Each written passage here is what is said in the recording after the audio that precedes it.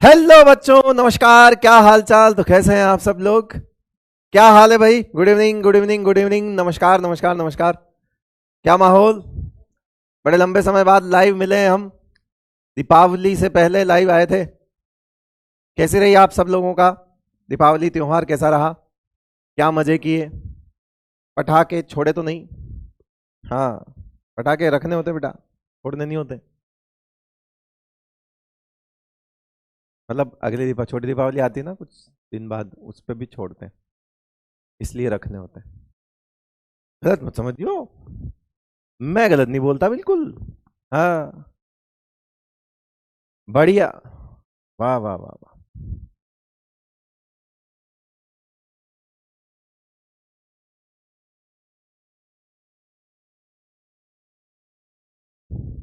फिर बियर्ड कहाँ गई? दीपावली की सफाई थी, पापा ने कहा तुम भी थोड़े साफ हो जाओ। मैंने कहा ठीक है। मैंने ज्यादा भावुक होके पूरी उड़ा दी। ये अलग बात है कि मैं ऐसे बैठा रहा था, मैं खुद को पसंद नहीं आ रहा था।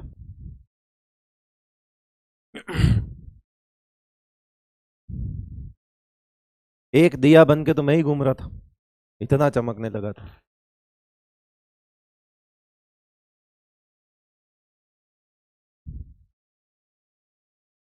चलो, करते करते हैं, शुरू करते हैं। एक कह रहा हो पढ़ाओ, उसका मतलब है उसे डर लग रहा है, उसने अभी पिछले 10-12 दिन से पढ़ाई नहीं करी। जिसको ज्यादा डर लग रहा है वो क्या कह रहा है? अभी पढ़ाओ, अभी अभी पढ़ाओ। वॉल्यूम देख लेना भाई, सही है, लाल होना चाहिए। लाल कर दूं? हम्म। भाई मैं धीरे से बोलूं, लाल हो जाए। मैं छींकूं तो भी लाल हो जाए, खांसू तो भी लाल हो जाए। नाक नहीं ये। हाँ, 95। फुल पाड़ दो आगे, बाहर काट दो इसको ऐसे करके। हम्म।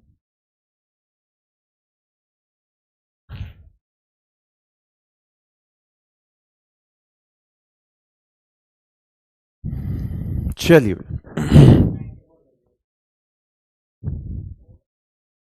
लाल होना चाहिए, लाल। हेलो हेलो, अरे हो ही नहीं रहा यार। इधर इधर, इसमें तो कुछ नहीं है, देखो फुल है, सब कुछ फुल है। तो ये तुम्हारे मशीनें पुरानी हो गई अब। नहीं नहीं, अब इनको बदल दो, अब बहुत टाइम हो गया अभी। सर्विस मांग रही है। लो भाई, चालू करें एक नया chapter D and F block, जो कि कह सकते हैं थोड़ा इंफॉर्मेटिव साइड पे चलता है। जैसा पुराना चैप्टर था उससे थोड़ा अलग। वो चैप्टर ज्यादा कंसेप्चुअल था, ये चैप्टर थोड़ा इंफॉर्मेटिव है, फैक्ट बेस है। मगर हम इसमें एक चीज करेंगे जिससे हमारा सवाल गलत ना हो। लास्ट ईयर भी ये चैप्टर पढ़ाते हुए मैंने बच्चों को बोला था कि इस बार इसमें से 3 सवाल आएंगे।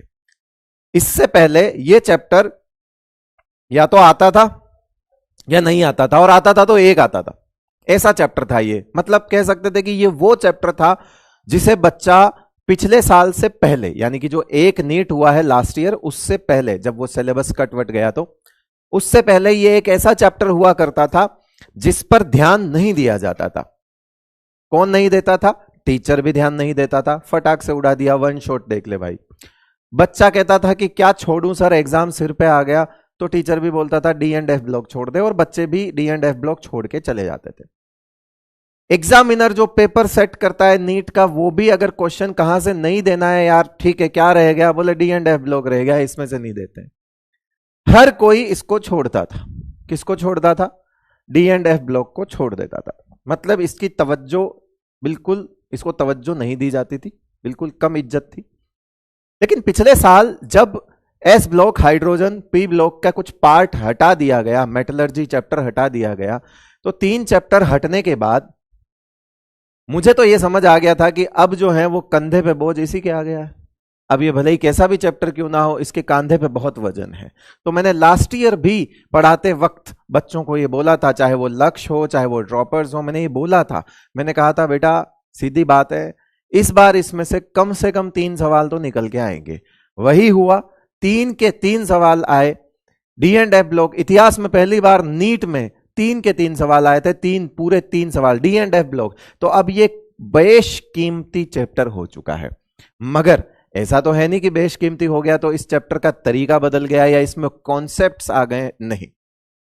अगर आप जाकर देखोगे एनसीईआरटी खोलोगे तो आपको लगेगा कि एनसीईआरटी में इस चैप्टर में जैसे ऐसा बोला ना कि एक लाइन लिख दी फिर दूसरी लाइन लिखी, तो उन दोनों लाइन का आपस में कोई लेना देना नहीं है।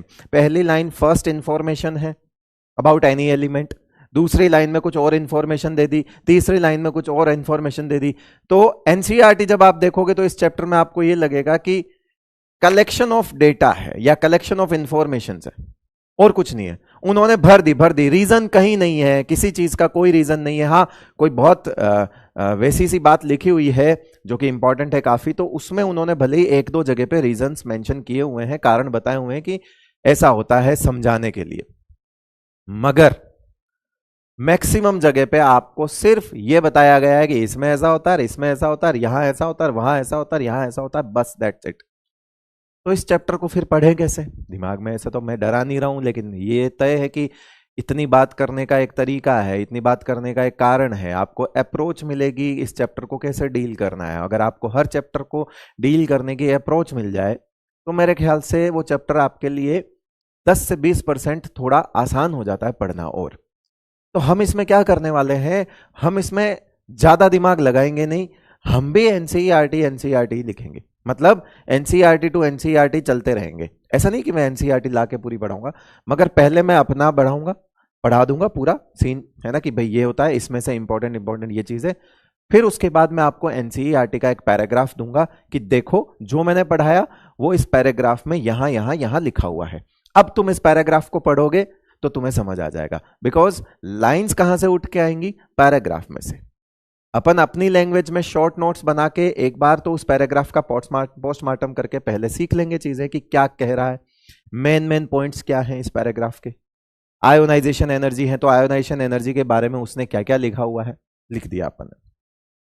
फिर मैं आपको साथ ही के साथ कि ये देखो एनसीईआरटी इसके बारे में क्या लिखती है, ये लाइंस लिखती।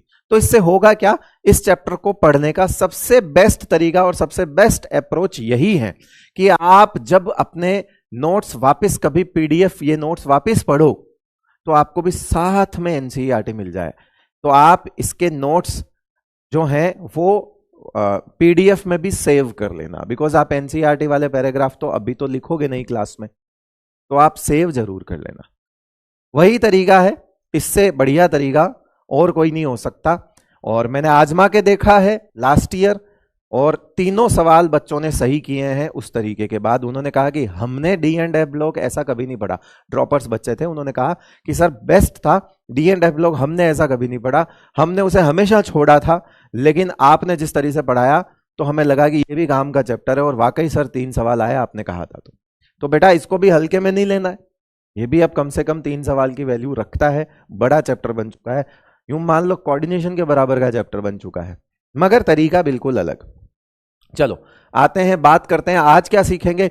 आज इंट्रोडक्शन की बात करेंगे और कुछ इंपॉर्टेंट प्रॉपर्टीज जितनी हो सके, बहुत सारी होती हैं, तो हम डी ब्लॉक एलिमेंट्स की प्रॉपर्टीज के बारे में थोड़ा चर्चा करने वाले हैं, है ना। डी वाले की, एफ वाले की जब एफ आएगा तब करेंगे, है ना। तो एफ ब्लॉक को अलग सेपरेट हम पढ़ने वाले हैं। देखो, तो सबसे पहले इंट्रोडक्शन की बात कर लेते हैं। इंट्रोडक्शन का मतलब क्या होता है? इंट्रोडक्शन का मतलब कि भाई जैसे हम याद करो, हम 11th क्लास में क्या बोलते थे कि एस ब्लॉक एलिमेंट वो होते हैं जिनमें एस ऑर्बिटल फिल होता है प्रोग्रेसिवली।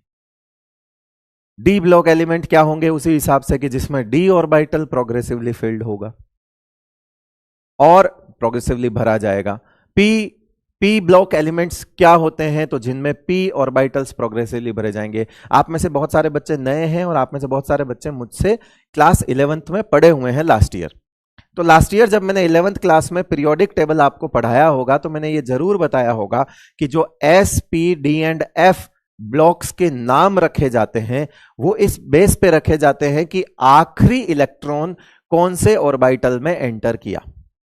जब हम इलेक्ट्रॉनिक कॉन्फ़िगरेशन फिल करते हैं ना, नॉर्मल इलेक्ट्रॉनिक कॉन्फ़िगरेशन लिखते हैं बेटा, तो जो आखिरी इलेक्ट्रॉन है वो कौन से ऑर्बिटल में जाएगा वही उसका क्या डिसाइड करता है? ब्लॉक डिसाइड करता है। हालांकि 2, 4, 5 इंच इस बात के एक्सेप्शंस मिल जाएंगे, मगर 100 में से 95 अगर किसी चीज को फॉलो करे तो उसे नियम कहा जाता है, और 5 अगर फॉलो नहीं करे तो उसे नियम नहीं, उसे अपवाद कहा जाता है, जिसे हम इंग्लिश में एक्सेप्शन कहते हैं। तो हम नॉर्मल और जनरल रूल की अगर बात करें तो हमें यह पता लगता है कि आखिरी इलेक्ट्रॉन जिस भी ऑर्बिटल में फिल होता है वही उसका ब्लॉक डिसाइड करता है।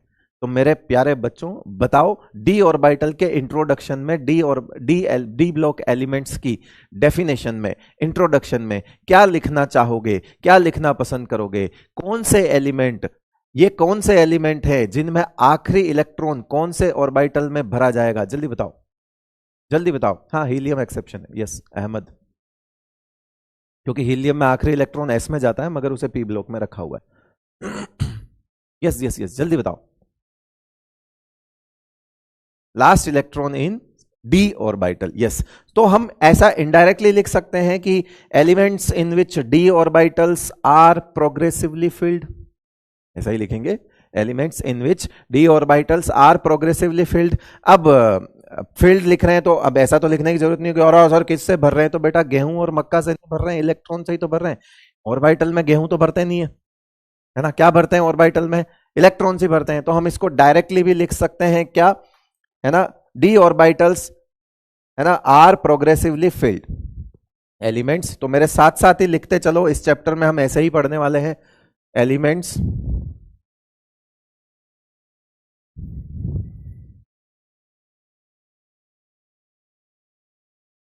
in which d orbitals, और कोशिश रहेगी कि हम भी जो लिख रहे हैं ना उसकी लैंग्वेज मतलब ज्यादा से ज्यादा एनसीईआरटी की लैंग्वेज के नियर रहे, क्लोज रहे, बिकॉज क्योंकि अगर उसी लैंग्वेज में उठ के आता है सवाल या स्टेटमेंट वाला क्वेश्चन तो आप इजीली उसे पकड़ पाओ देखते ही। Elements in which D orbitals are progressively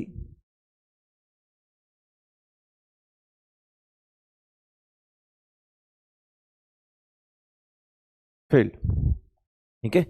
और बेसिकली ये जो डी होता है ये n-1 होता है। ये इसकी चर्चा हम जब आप इलेक्ट्रॉनिक कॉन्फ़िगरेशन सीखेंगे तो हमें पता लगेगा कि n-1 होता है वो, यानी कि जो भी पीरियड होगा उससे एक कम डी में इलेक्ट्रॉन जा रहे होंगे। यानी कि अगर आप 4th पीरियड से स्टार्ट होता है ये, है ना, तो इट स्टार्ट्स फ्रॉम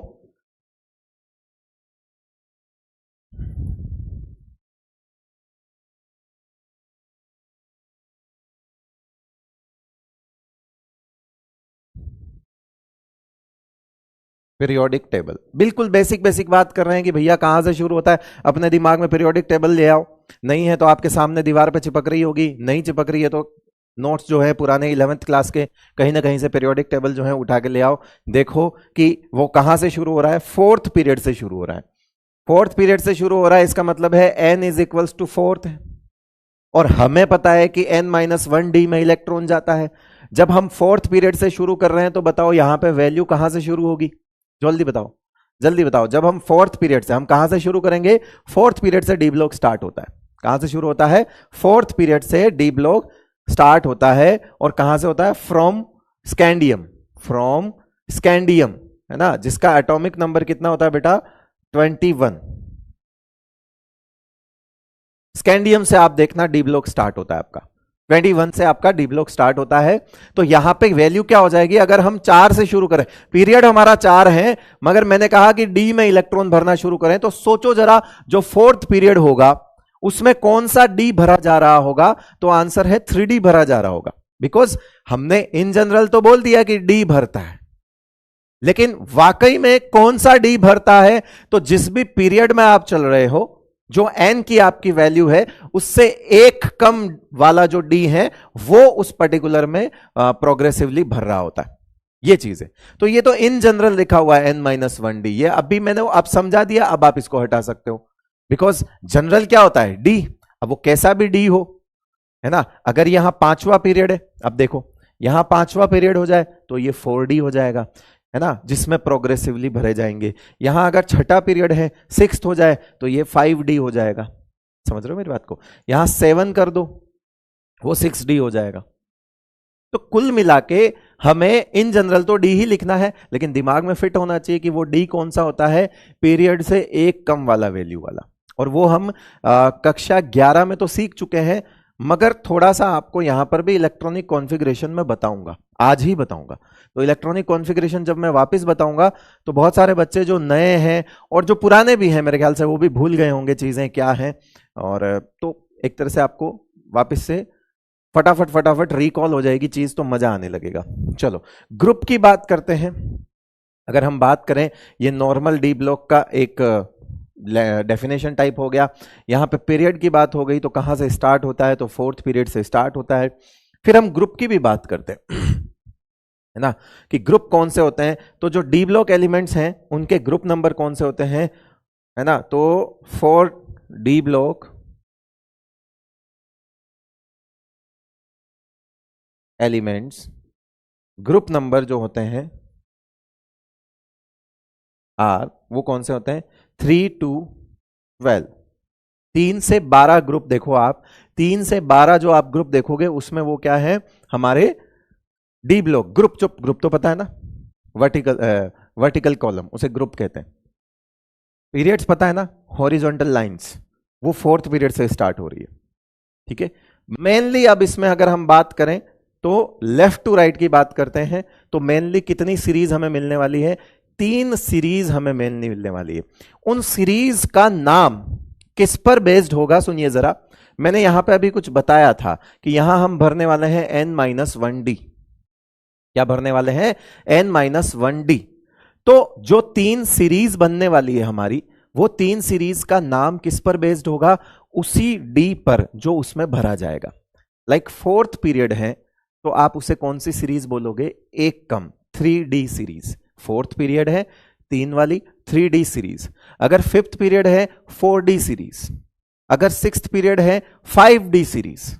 तो 3 सीरीज मेनली हम पढ़ते हैं। अब होने को 6D सीरीज भी होती है, बट 6D सीरीज जो आएगी वो 7th पीरियड में आती है अकॉर्डिंग टू एनसीईआरटी। पता नहीं, मुझे नहीं लगता ये क्यों लिखते हैं इनकम्प्लीट, जबकि खुद ही 7वां पीरियड पूरा भी बना के बैठे हैं, फिर भी उस 7वें पीरियड को इनकम्प्लीट लिखा जाता है। मुझे नहीं पता ये लोग ऐसा क्यों करते हैं। आप जाके देखना, इन्होंने पूरा 118 तक के आईयूपीएसी नाम भी हमें दिए हुए हैं कक्षा 11 में। फिर ये 7वें पीरियड को कहते हैं कि अभी तो इसमें एलिमेंट डिस्कवर होना बाकी है, ये तो इनकम्प्लीट है। तो ये चीजें कॉन्फ्लिक्ट करती है, तो इसीलिए मुझे लगता है ये तो कंट्रोवर्शियल बात हो गई। हम भी जानते हैं कि उसके अंदर एलिमेंट्स हैं बकायदा और उनके नाम भी हैं, लेकिन फिर भी एनसीईआरटी जहां भी मौका मिलता है कहती है 7वां पीरियड इनकम्प्लीट है। तो हमें भी इस वाले कंट्रोवर्सी में नहीं पड़ना है, क्योंकि जो चीज एनसीईआरटी में 2 जगह अलग अलग है वो कभी मेन एग्जाम में नहीं आती। तो इसीलिए वो जब सही होगी तो देख लेंगे। हम भी जानते हैं कि उसके अंदर एलिमेंट्स हैं, तो हमारे लिए वो जो 4th सीरीज है वो इतनी इंपॉर्टेंट नहीं है। अभी मैं लिखने वाला हूं उन तीनों सीरीज को, उसके बाद आपको चीजें और ज्यादा क्लियर हो जाएंगी। आपने ये नोट कर लिया, आगे बढ़ो बेटा।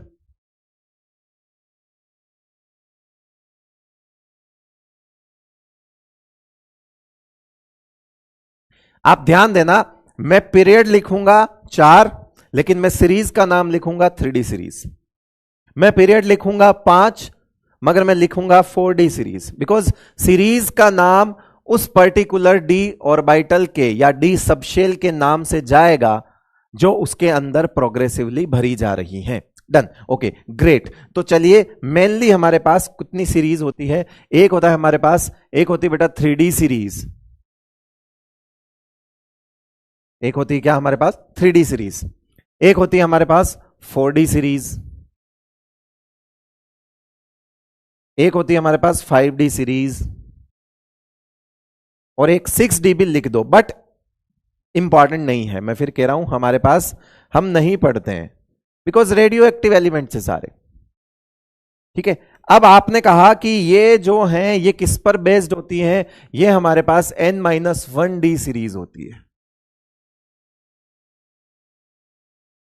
तो यहां पे जो n होगा वो क्या होगा, ये 4th, ये क्या होगा 5th, ये क्या होगा 6th, और ये क्या होगा 7th।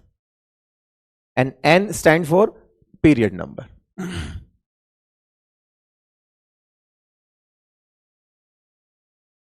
यही होता है। थोड़ा सा इसके बारे में भी जान लेते हैं कि ये जो 3D सीरीज होती है हमारी, ये 3D सीरीज कहां से शुरू होती है, एटॉमिक नंबर कहां से शुरू होता है, तो ये स्कैंडियम से शुरू होती है और कहां तक जाएगी, जिंक तक जाएगी, और स्कैंडियम से जिंक तक जाएगी, और इसका 21 होता है और ये इसका 30 होता है।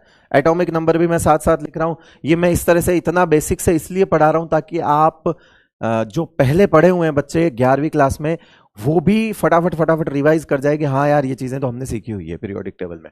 कि 21 से 30 वाली सीरीज को हम 3D सीरीज बोलते हैं। लाइक इसमें जो लगातार इलेक्ट्रॉन भरे जा रहे होंगे वो 3D में भरे जा रहे होंगे, बिकॉज उसका 4th पीरियड है, और मैंने कहा N-1D सीरीज के नाम से नाम रखा जाता है। ठीक है, ग्रेट। अब बात आती है 4D सीरीज की। तो जाहिर सी बात है, इसके नीचे ये जो है ये होगा अपना ये ट्रियम, है ना, ये होता है। इसका एटॉमिक नंबर होता है बेटा 39। इसका एटॉमिक नंबर कितना होता है, 39। सही है, इसका एटॉमिक नंबर कितना होता है, 39। कैसे निकाल रहे हो, देखो इससे पहले वाले दो तो एस ब्लॉक की हैं, 36 पे इनर्ट गैस खत्म हुई होगी, फिर 37, 38 और उसके बाद ये 39 आ गया। खैर छोड़ो ये सब चीजें। और कहां तक जाएगा ये, कैडमियम तक। कहां तक जाएगा ये, कैडमियम तक, जिसका एटॉमिक नंबर कितना होता है बेटा, 48। जिसका एटॉमिक नंबर कितना होता है, 48। हाँ, ये साथ के साथ आप कमेंट में लिखते रहो। इससे क्या होगा, एक तो ऐसा ठूंठ की तरह सुन रहे हो, बैठे हैं हाँ बोल रहा है, ठीक है, दोनों। एक तो ऐसा है कि क्या बोल रहा है, छोड़ो ना, देखें अभी दीपावली का देख रहे हैं यार, ऐसे ये वाली लाइट जला लेता हूँ, लपक जपक करा देता हूँ। आज भी निकल गई दिवाली तो फिर भी, है ना, दिमाग में वो चल रहा है। एक चल रहा है कि पटाखे बचे हुए हैं, सूतली बम, अभी जाके फोड़ दूं, फुलझड़ियाँ पड़ी हुई है, छोड़ दूं, अभी चल रहा है दिमाग में ये सब चीजें, है ना, चल रही है ना, छोड़ दो अभी। अभी इधर देखो, है ना, कि ये मिर्ची बम पड़े हैं, ये बीड़ी बम पड़े हैं, अनार पड़ा है।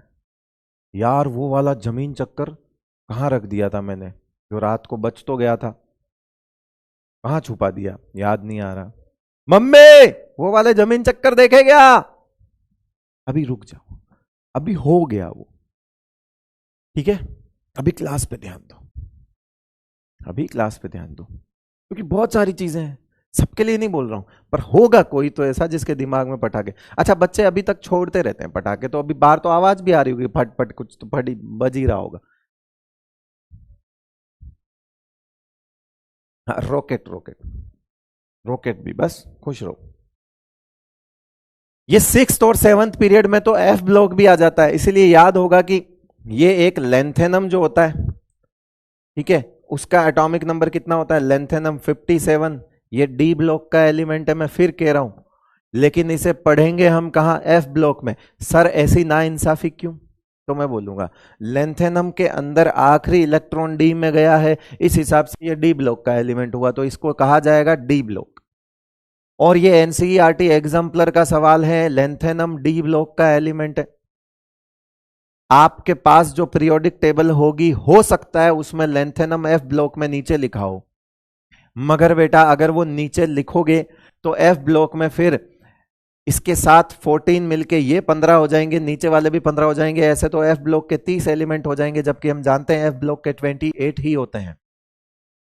तो याद रहे, आपके पास जो पीरियोडिक टेबल है, अगर उसमें लेंथेनम को नीचे एफ ब्लॉक के साथ लिखा गया है तो लिखा रहने दो, बिकॉज उन्होंने कुछ और सोच के लिखा है। उन्होंने कहा कि इसको पढ़ा एफ ब्लॉक के साथ जाता है, क्योंकि ये है क्या, आप सोचो, ये रहता डी ब्लॉक में, इसका एड्रेस डी ब्लॉक है, मगर इसके सारे काम एफ ब्लॉक वाले हैं, इसकी प्रॉपर्टी सारी एफ ब्लॉक वाली है, ये एफ ब्लॉक से मैच खाता है। तो अपन इसको बोले कि एक काम कर, तू अभी शांति रख, हम जब एफ ब्लॉक पढ़ेंगे तो तेरे को बुलाएंगे, तब आ जाइयो।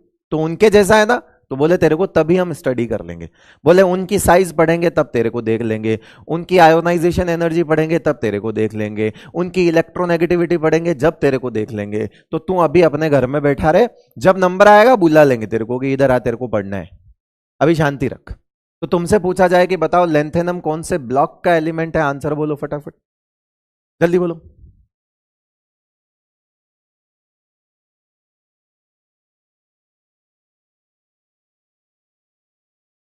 जल्दी बोले, लेंथेनम कौन से ब्लॉक का एलिमेंट है?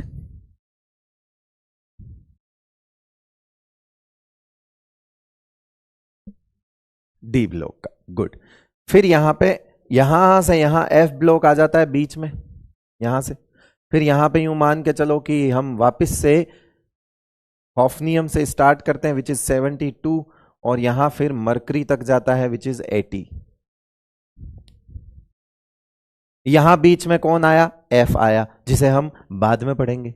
यहां बीच में कौन सा आया? एफ ब्लॉक आया। कहां से आया? 58 टू 71, वो कहां है बेटा? एफ ब्लॉक है। थोड़ा सा मैंने आइडिया दे दिया कि यहां से यहां बीच में हमने निकाल के साइड में नीचे पटक दिए, बट वो एफ ब्लॉक वाले हैं। ठीक है भाई, ठीक है, चलो। उसी तरह से फिर ये 6D सीरीज भी है। 6D सीरीज में भी यही पंगा है। ये एक्टिनम कहा जाएगा कहां का? डी ब्लॉक का। पढ़ा जाएगा कहां? एफ ब्लॉक में। तो इसका जो होता है वो कितना होता है? 89। फिर यहां से यहां, ठीक है, और फिर यहां लास्ट में क्या आ जाएगा आपका? यहां पे, यहां लास्ट में ये, जैसे अगर इसके नीचे की बात करें तो ये कौन सा पीरियड हो गया? ये थर्ड पीरियड, ये फोर्थ पीरियड है।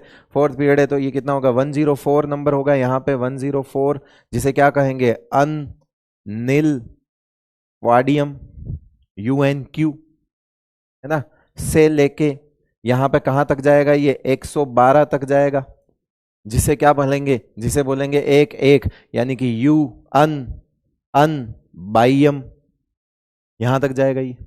हम पढ़ते नहीं है इसको, और एनसीईआरटी इसे इनकम्प्लीट बोल देती है, हम नहीं पढ़ते हैं इसको, तो इसकी इतनी चिंता भी मत करो आप।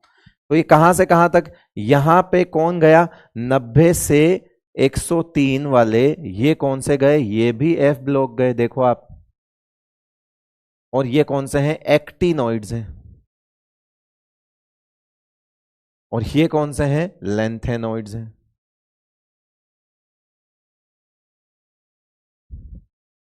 कॉपरनेशियम, CN, राइट। अच्छा, तगड़े लोग हो तुम तो, ये नाम भी याद आ रहा है तुमको, ये ले। अब ठीक है, कॉपरनेशियम। चले भाई आगे, चलो।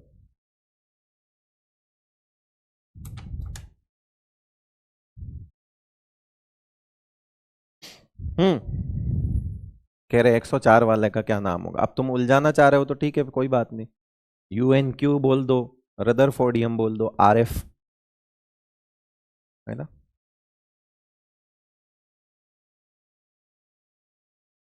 ठीक है बेटा, CN बोल दो, उसको आप रदरफोर्डियम बोल दो, फर्क नहीं पड़ता। 104 वाले को आप रदरफोर्डियम बोल दो, ये UnQ बोल दोगे तो भी चलेगा। 104 है ना, तो अन नील क्वाडियम। इसका नाम एक और होता है, RF, RF।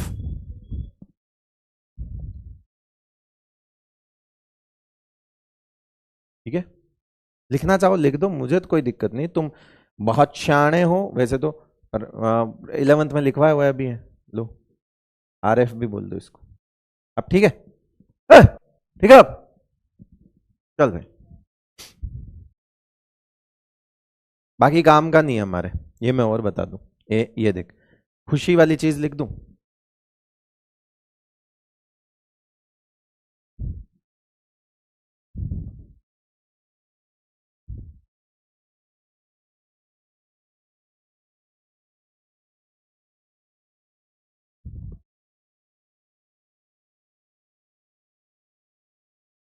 बिना काम का पीरियड, ठीक है बेटा, चलो आओ। ये लिख दिया होगा आपने मेरे ख्याल से, आगे चलते हैं। अब मैं इसमें अलग से लिखूंगा कि इसमें प्रोग्रेसिवली 3D सीरीज भरी जाएगी। मैं इसमें अलग से लिखूं कि इसमें प्रोग्रेसिवली 4D भरा जाएगा। मैं इसमें अलग से लिखूं क्या इसमें प्रोग्रेसिवली 5D भरा जाएगा। क्या आपको ये बात समझ आ गई? तो आप इन तीनों के लिए लिख सकते हो आगे कि इसमें प्रोग्रेसिवली क्या भरा जाता है, इसमें प्रोग्रेसिवली क्या भरा जाएगा, और इसमें प्रोग्रेसिवली क्या भरा जाएगा। क्या आप लिख सकते हो बेटा? जल्दी बताओ, लिख सकते हो? सर विनीता कैसी? विनीता बढ़िया है, अपने घर पे है, खुश है। ठीक है, अब ठीक है कौन वो मुझे नहीं पता। अपन ने तो उसी दिन रिश्ता तोड़ दिया जब वो नहीं मानी थी।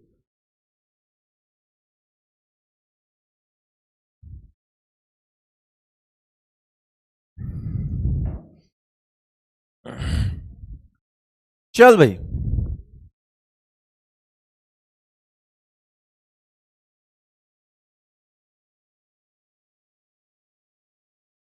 कौन है? आयोनाइजेशन एनर्जी में एक ट्रिक आएगी, उसकी बात कर रहे हैं। पगले बच्चे हैं। हाँ तो यहां लिख देना, प्रोग्रेसिवली 3D भरी जाएगी, progressively 4D and progressively 5D। अब बहुत हो गया इंट्रोडक्शन, इतना इंट्रोडक्शन देंगे क्या डीएनडे ब्लॉक का? फिर बात आती है कि इन जनरल इनको ट्रांजिशन एलिमेंट कहा जाता है। क्या बोला जाता है बेटा इनको? Transition element. बिकॉज ये एस और पी के बीच में आते हैं। एक चीज नोट करो, अपनी पीरियोडिक टेबल उठाओ, आप देखो एक पीरियोडिक टेबल में ये तो आपका एस ब्लॉक है, यह आपका डी ब्लॉक है, और यहां आपका पी ब्लॉक है। यहां देखो आप पी ब्लॉक है। ये बहुत तगड़े मेटल है, बहुत अच्छे मेटल है। यहां पे ज्यादातर आपको नॉन मेटल्स मिलेंगे, ये सबसे अच्छे मेटल्स हैं। यहां पे आपको ज्यादातर नॉन मेटल्स मिलेंगे, और यहां पर भी आपको मेटल्स मिलेंगे। और लेफ्ट टू राइट जाने पर मेटेलिक प्रॉपर्टी घटती है। लेफ्ट टू राइट जाने पर मेटेलिक प्रॉपर्टी, मेटेलिक कैरेक्टर जो है वो क्या होता है बेटा? डिक्रीज होता है। नॉन मेटेलिक कैरेक्टर जो है वो क्या होता है? इंक्रीज होता है। ये आपको पता होगा मेरे ख्याल से, ये हमने क्लास 11th में बात करी थी कि लेफ्ट टू राइट जाने पर इलेक्ट्रोनेगेटिविटी इंक्रीज होती है, लेफ्ट टू राइट जाने पर इलेक्ट्रोनेगेटिविटी इंक्रीज होती है, आयोनाइजेशन एनर्जी इंक्रीज होती है ना? यही वजह है दोनों कि आपको मेटेलिक कैरेक्टर तो घटेगा और नॉन मेटेलिक कैरेक्टर जो है बेटा वो इंक्रीज होगा। राइट? तो हुआ क्या कि एक वर्ड आया ट्रांजिशन एलिमेंट। क्या वर्ड आया? एक ट्रांजिशन।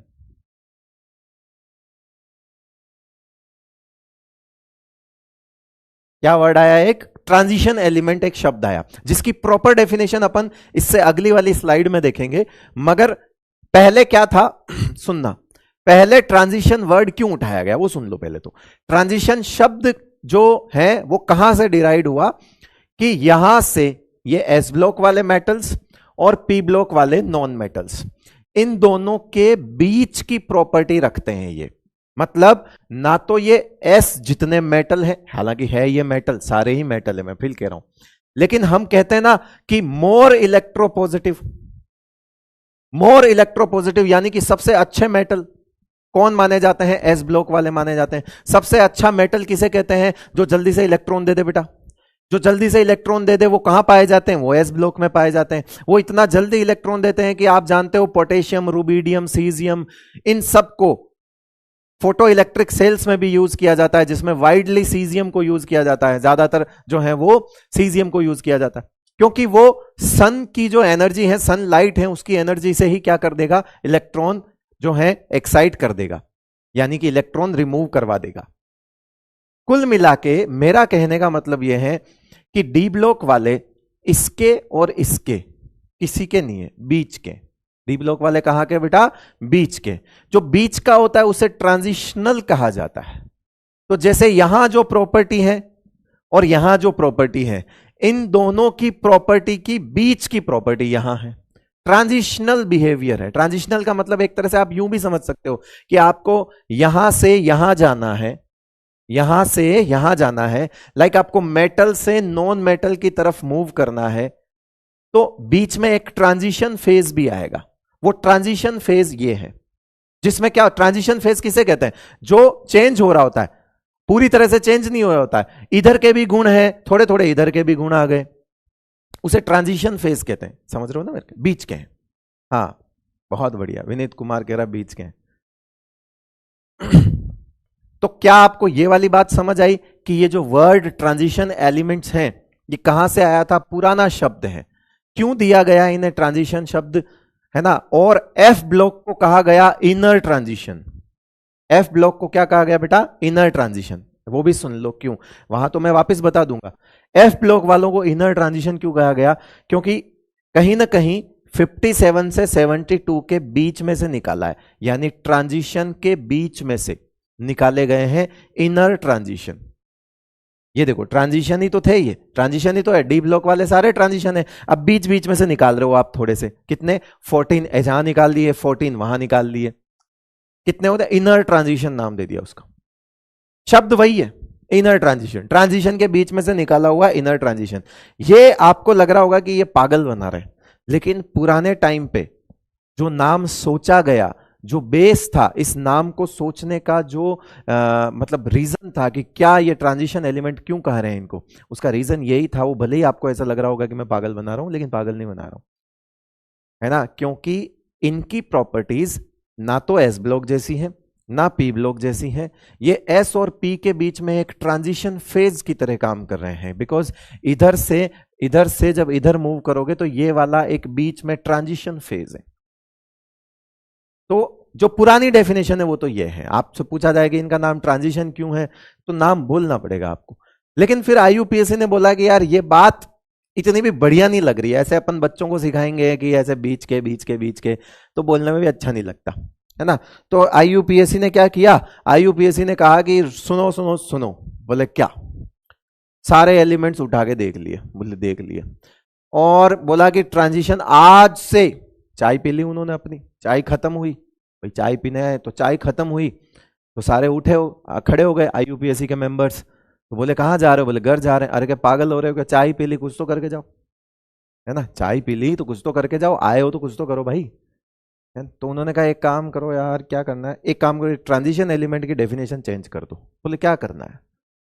बोले ऐसा लिख दो कि जिनमें जो ये अपना डी होता है ना, इसमें डी भर रहा है, बोले डी भर रहा है, तो बोले पार्शियली फिल्ड डी वालों को ट्रांजिशन बोलेंगे, और ऐसे कह के चले गए। बाकी बोला बाकी तो बोली अगली चाय पे डिस्कस करेंगे, है ना भाई, यही था। वो उठ के जा रहे थे, तो उन्होंने कहा एक काम करो, इसकी एक डेफिनेशन ले लो, और आज से बोला आज से वही जो अपन कह रहे हैं वही होता है, लोह की लकीर है, अपन ने कह दी, अगलों को माननी। तो उन्होंने कहा कि ट्रांजिशन एलिमेंट को अपन कहेंगे कि जिन एलिमेंट में पार्शियली फिल्ड डी होता है, पार्शियली फिल्ड डी प्रेजेंट होता है। अब पार्शियली फिल्ड डी का क्या मतलब होता है, ये देखो, डी में कितने आ सकते हैं, 1 से लेके 10 आ सकते हैं, लेकिन 10 हो जाएगा तो पार्शियली थोड़ी हुआ, वो तो कंप्लीटली हो गया।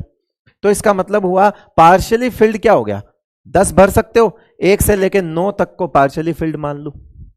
बोले जिस डी में 1 से लेके 9 तक है, जिस एलिमेंट में डी के अंदर 1 से लेके 9 तक इलेक्ट्रॉन दिख रहे हैं, वो पार्शियली फिल्ड माना जाएगा और उसे ट्रांजिशन एलिमेंट कहा जाएगा। तो लोगों ने कहा कि डी जीरो, तो उन्होंने कहा पार्शियली फिल्ड नहीं है, जीरो है, खत्म हो गई बात।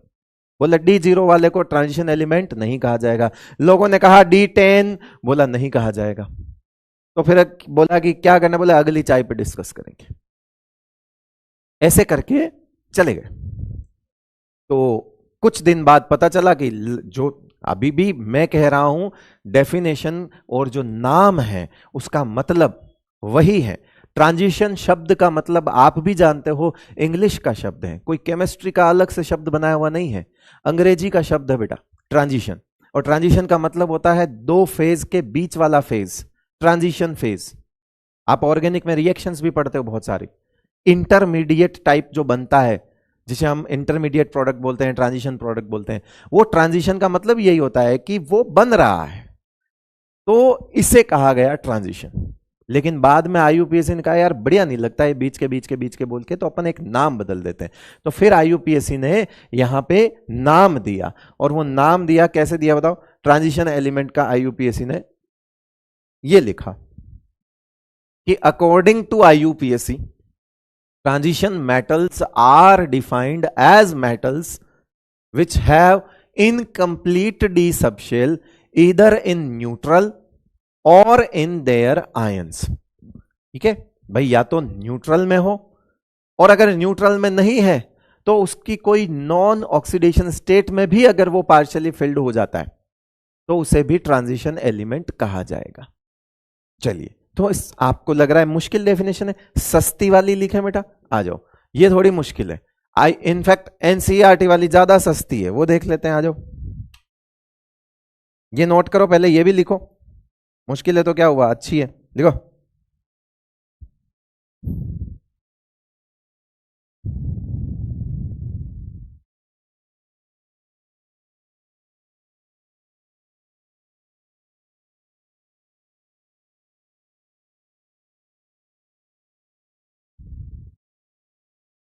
लिखो लिखो लिखो।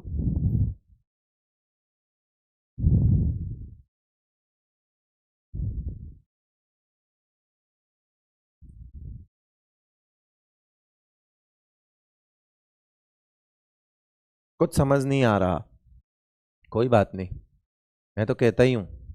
लेकिन अब एक ध्यान रखना, ऑफिशियली न्यूज़ आना बाकी है। मैंने एक अफवाह सुनी है, अफवाह तो क्या कहें, पर बहुत जल्द 3 या 4 अटेम्प्ट फिक्स्ड होने वाले हैं नीट के। अनलिमिटेड वाला केस हटने वाला है। हालांकि 3 4 तो बहुत होते हैं, इंक्लूडिंग ट्वेल्थ। हाँ, इंक्लूडिंग ट्वेल्थ, या तो 3 पे बात बनेगी या 4 पे बात बनेगी। ये जो कहते हैं ना कि अनलिमिटेड, है ना, कि जाओ देते ही जाओ, कोई मतलब नहीं है, 32 साल का आदमी हो गया दे रहा है नीट, वो चीजें अब बंद होने वाली है कि भाई एज लिमिट वाला और ये अटेम्प्ट लिमिट वाला अब रूल आने वाला है। क्योंकि कंपटीशन को यही तरीका है बना, अब आप सिलेबस आपको एनसीईआरटी से देना है, चीजें चेंज कर नहीं सकते, कैसे टफ बनाया जाए ऐसे ही बनाया जाएगा फिर तो बेट हो। और ये सही भी है, पता है, मुझे ऐसा लगता है कि जो अनलिमिटेड वाला है ना, ये कि कभी भी कितने भी अटेम्प्ट दे दो, कोई मतलब नहीं है उस चीज़ का, है ना, तो मुझे लगता है ये ज़्यादा रीज़न बन रहा है बच्चों के अंदर डिप्रेशन का। जैसे आप तो 12th क्लास में हो, तो आपको इन चीज़ों का अभी ना तो नॉलेज है ना एक्सपीरियंस है, बट जो ड्रॉपर्स हैं मैंने देखे हैं, कुछ ऐसे ऐसे बच्चे हैं जिनकी बीएससी कंप्लीट हो जाती हैं, जो शायद एमएससी कर रहे होते हैं, वो भी लगातार नीट दिए जा रहे हैं। कोई बीडीएस कर रहा है फिर भी दे रहा है, तो 5 साल हो गए उसे नीट दे रहा है, वो ट्वेल्थ के बाद 5 साल हो गए फिर भी वो दे रहा है। उसके बाद भी अगर मतलब किसी न किसी वजह से या कोई और कारण है, किस्मत कह लो नसीब कह लो, नहीं होता है, तो सोचो उसके डिप्रेशन का लेवल क्या होगा, वो बच्चा कितना परेशान होगा। तो ये बढ़िया तरीका है कि आप लिमिट लगा दो ना, कि भाई इतना, 3 लिमिट है, आप इंक्लूडिंग ट्वेल्थ 3 या इंक्लूडिंग ट्वेल्थ 4 कर दो। तो कम से कम ये तो है ना कि दूसरी तरफ तो देखेगा ना बच्चा, करियर ऑप्शंस तो बनाएगा ना। उसके सामने आपने रसगुल्ला लटका दिया, खिला, आप उसको रह नहीं हो, अब वो बच्चा नसीब से कह लो, किसी से भी कह लो, किसी की भी गलती से कह लो, वो सेलेक्ट हो नहीं रहा है, वो किए जा रहा है, वो किए जा रहा है, वो किए जा रहा है, उसकी उम्र निकल। अच्छा, लड़कियों के केस में घर वाले परेशान कि इतनी बड़ी हो गई है, देखो और भी बहुत सारी चीजें होती हैं, है ना, जिसके घर में लड़की है उसी बाप को पता होता है कि हाँ क्या करना है उसे आगे, हर चीज होती है। बेटा बड़ा है तो एक एक उम्र के बाद बाप भी ये देख रहा होता है, इसे कितना पढ़ाऊंगा यार, 4 पैसे तो अब ये भी कमा के लाए ना, लेकिन सोचो वो भी लगा पड़ा है नीट देने में, जो उम्र उसकी नौकरी वाली हो गई है, शायद जरूरत है पिताजी को कि 4 पैसे अब ये मुझे कमा के सपोर्ट करे, माँ बाप को शायद जरूरत है घर चलाने के लिए बेटा, लेकिन वो चस्का ही खत्म नहीं हो रहा नीट का। तो इसलिए नहीं हो रहा है कि वो दिए जा रहे हैं, दिए जा रहे हैं। तो मुझे लगता है इसको, मतलब मैं नेगेटिव एस्पेक्ट से नहीं बोल रहा हूं बेटा, इसको अदरवाइज मत लेना, बट आप सोचो ना, शायद बहुत से लोगों के घरों में बहुत सारी दिक्कतें हो रही है। कहाँ, मतलब आप सोचो ना, 2 ड्रॉप के बाद, 2 या 3 ड्रॉप के बाद हमारे पास तो बच्चे ऐसे ही आते हैं कि पापा नहीं मान रहे हैं, मम्मी नहीं मान रही है, घर वाले नहीं मान रहे हैं, लेकिन सर मुझे तो करना है।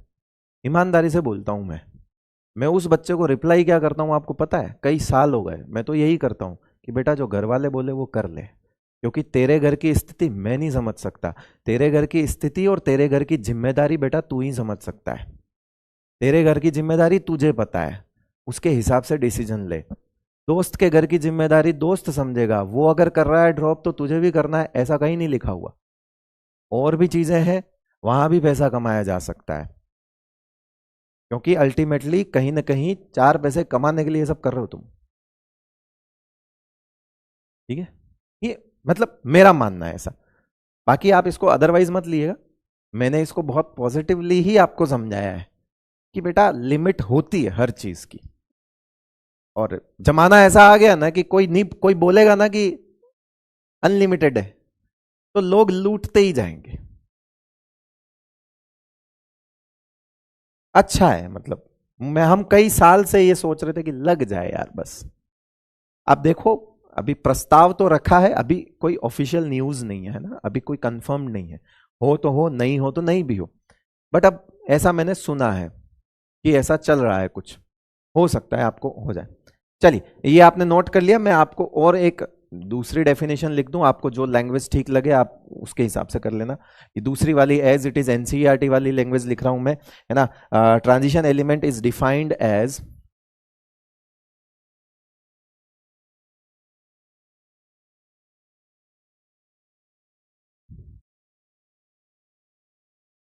as one in which d orbital, है ना, कौन होता है जिसमें d ऑर्बिटल क्या होता है ना, इन विच, या one which has d orbital, या इन विच d orbital is incompletely field.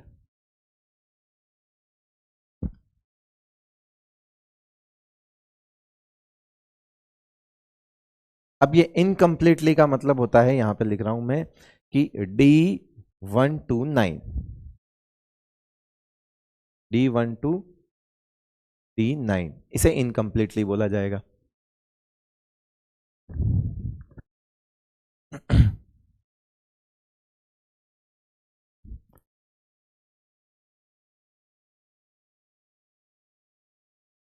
प्रस्ताव रखा है, न्यूज में भी चल रहा है, और अगर मान लिया जाएगा तो शायद ये ऑफिशियल एनटीए रिलीज भी कर देगा उस नोटिस को।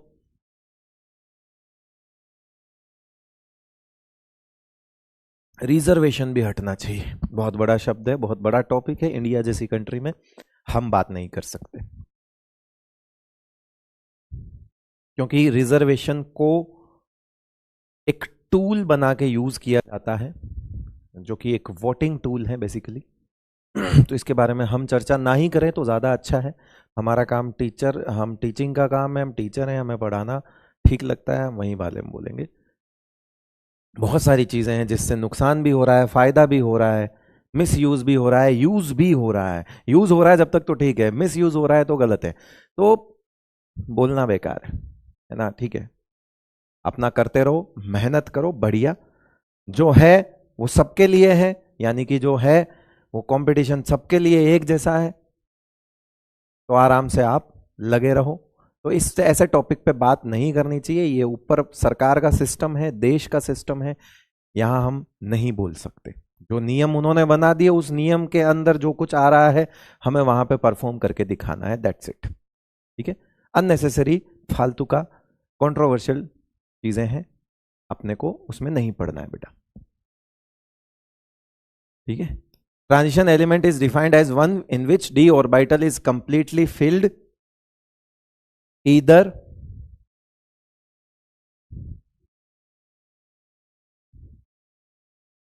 in neutral or in its any non-oxidation state।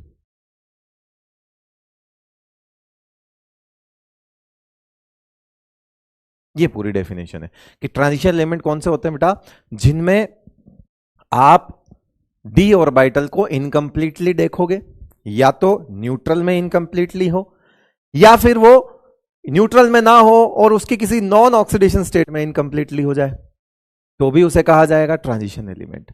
ठीक है बेटा, तो अब अपन एग्जाम्पल देख लेते हैं, आ जाइए, नोट लगा के लिख दो, नोट बहुत इंपॉर्टेंट बात है। ग्रुप 12th एलिमेंट्स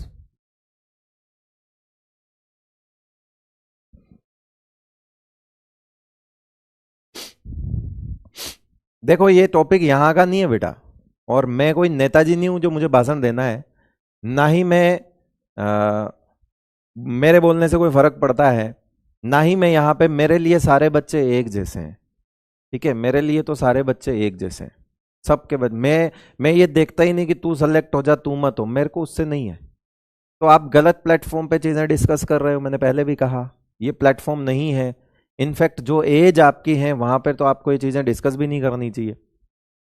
तो आपके लिए जो सिस्टम बना हुआ है आपको उस सिस्टम में की परफॉर्म करना है, दैट्स इट। अब सिस्टम चेंज होगा तो सबके लिए बदलेगा, तब कुछ नए नियम आएंगे, तब आप परफॉर्म करो, तब आपकी कंपटीशन आपको तब भी देना है, अभी भी देना है। ठीक है यार, है ना, ठीक है, क्या कर सकते हैं आप मुझे बताओ, कुछ कर सकते हैं क्या? आप और मेरे के डिस्कस करने से कुछ हो सकता है तो बताओ, हम बैठ के कर लेते हैं।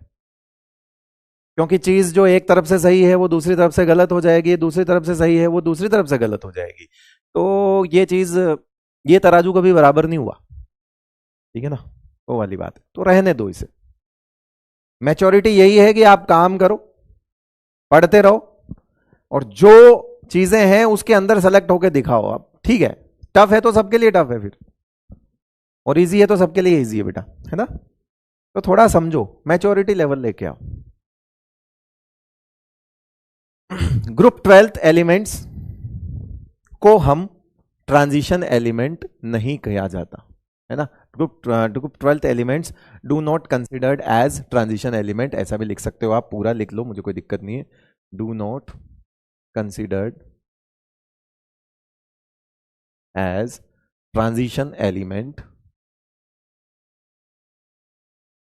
मेटल्स भी लिख सकते हो, बिकॉज हम जानते हैं वो सारे मेटल्स ही हैं।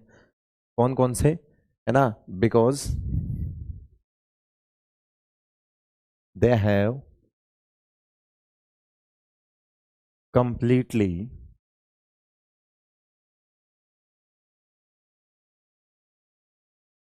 filled D10 configuration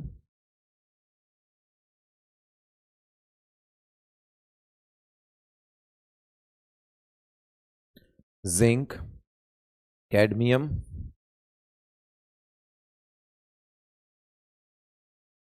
मर्क्यूरी, और आपका ये यूयूबी, ये जो है ये सब में D10 कॉन्फ़िगरेशन होता है। ये जैसे अगर अपन जिंक की बात करें, एग्जाम्पल के लिए मैं यहाँ जिंक अपन समझ सकते हैं, बिकॉज वो हमारी रेंज में है, यानी कि इसका एटॉमिक नंबर होता है क्या, तो आर्गन, है ना, 3D10 4s2। अभी ये देखो साफ दिख रहा है, ये ट्रांजिशन एलिमेंट नहीं है। अब आप बोलोगे कि सर जिंक +2 में क्या हो जाएगा, तो मैं बोलूंगा कि जिंक +2 ही दिखाता है, वेरिएबल वैलेंसी शो नहीं करता। जिंक सिर्फ +2 दिखाता है, तो ये 3D10 ही रहेगा, और ये 4s0 हो जाएगा, यहां से 2 इलेक्ट्रॉन निकल जाएंगे। अभी भी देख लो आप, ये अपनी नॉन ऑक्सीडेशन स्टेट में भी D10 ही है। अब वो चाहे आप यहां से देख लो चाहे यहां से देख लो, हमने यही कहा था, या तो न्यूट्रल में या अपनी किसी नॉन ऑक्सीडेशन स्टेट में। आप में से बहुत सारे बच्चे ये बोलेंगे कि 1 सेकेंड सर, 1 सेकेंड इधर आओ, लो लो सर, लो लो, अब आप लो लो, जिंक +3 कर दिया हमने, जिंक +3 कर दिया, और जिंक को +3 में लाकर हमने D10 कर दिया, सॉरी D9 कर दिया, हमने उसे पार्शियली फिल्ड कर दिया। क्या अभी भी आप जिंक को ट्रांजिशन एलिमेंट नहीं बोलोगे? मैं बोलूंगा बेटा उसमें एक लाइन थी और उसमें एक शब्द था, उस शब्द को ही तो पकड़ना था मेरा राजा, और शब्द था non oxidation state, non oxidation state, non oxidation state. अरे भाई उसकी ऑक्सीडेशन स्टेट होनी भी तो चाहिए। वो जिंक का +3 में आज दिन तक कोई कंपाउंड नहीं देखा गया, जिंक सिर्फ +2 में बनाता है। तो शब्द पे ध्यान देना, नॉन ऑक्सीडेशन स्टेट, वो जानी पहचानी ऑक्सीडेशन स्टेट होनी चाहिए, वो पाई जाने वाली ऑक्सीडेशन स्टेट होनी चाहिए। ये +3 एग्जिस्ट ही नहीं करता शेर, ये एग्जिस्ट ही नहीं करता, है ना। और +3 के लिए यूं लिख दो, डू नॉट एग्जिस्ट।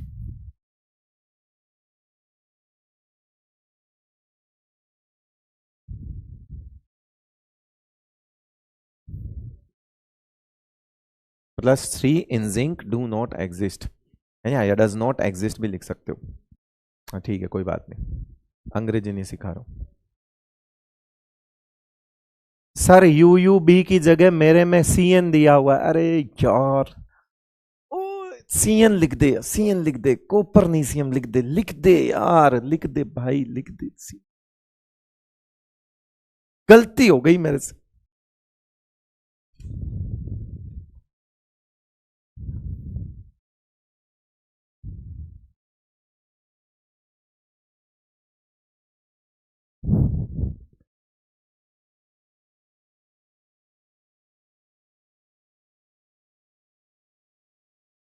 दोनों एक ही चीज है बेटा।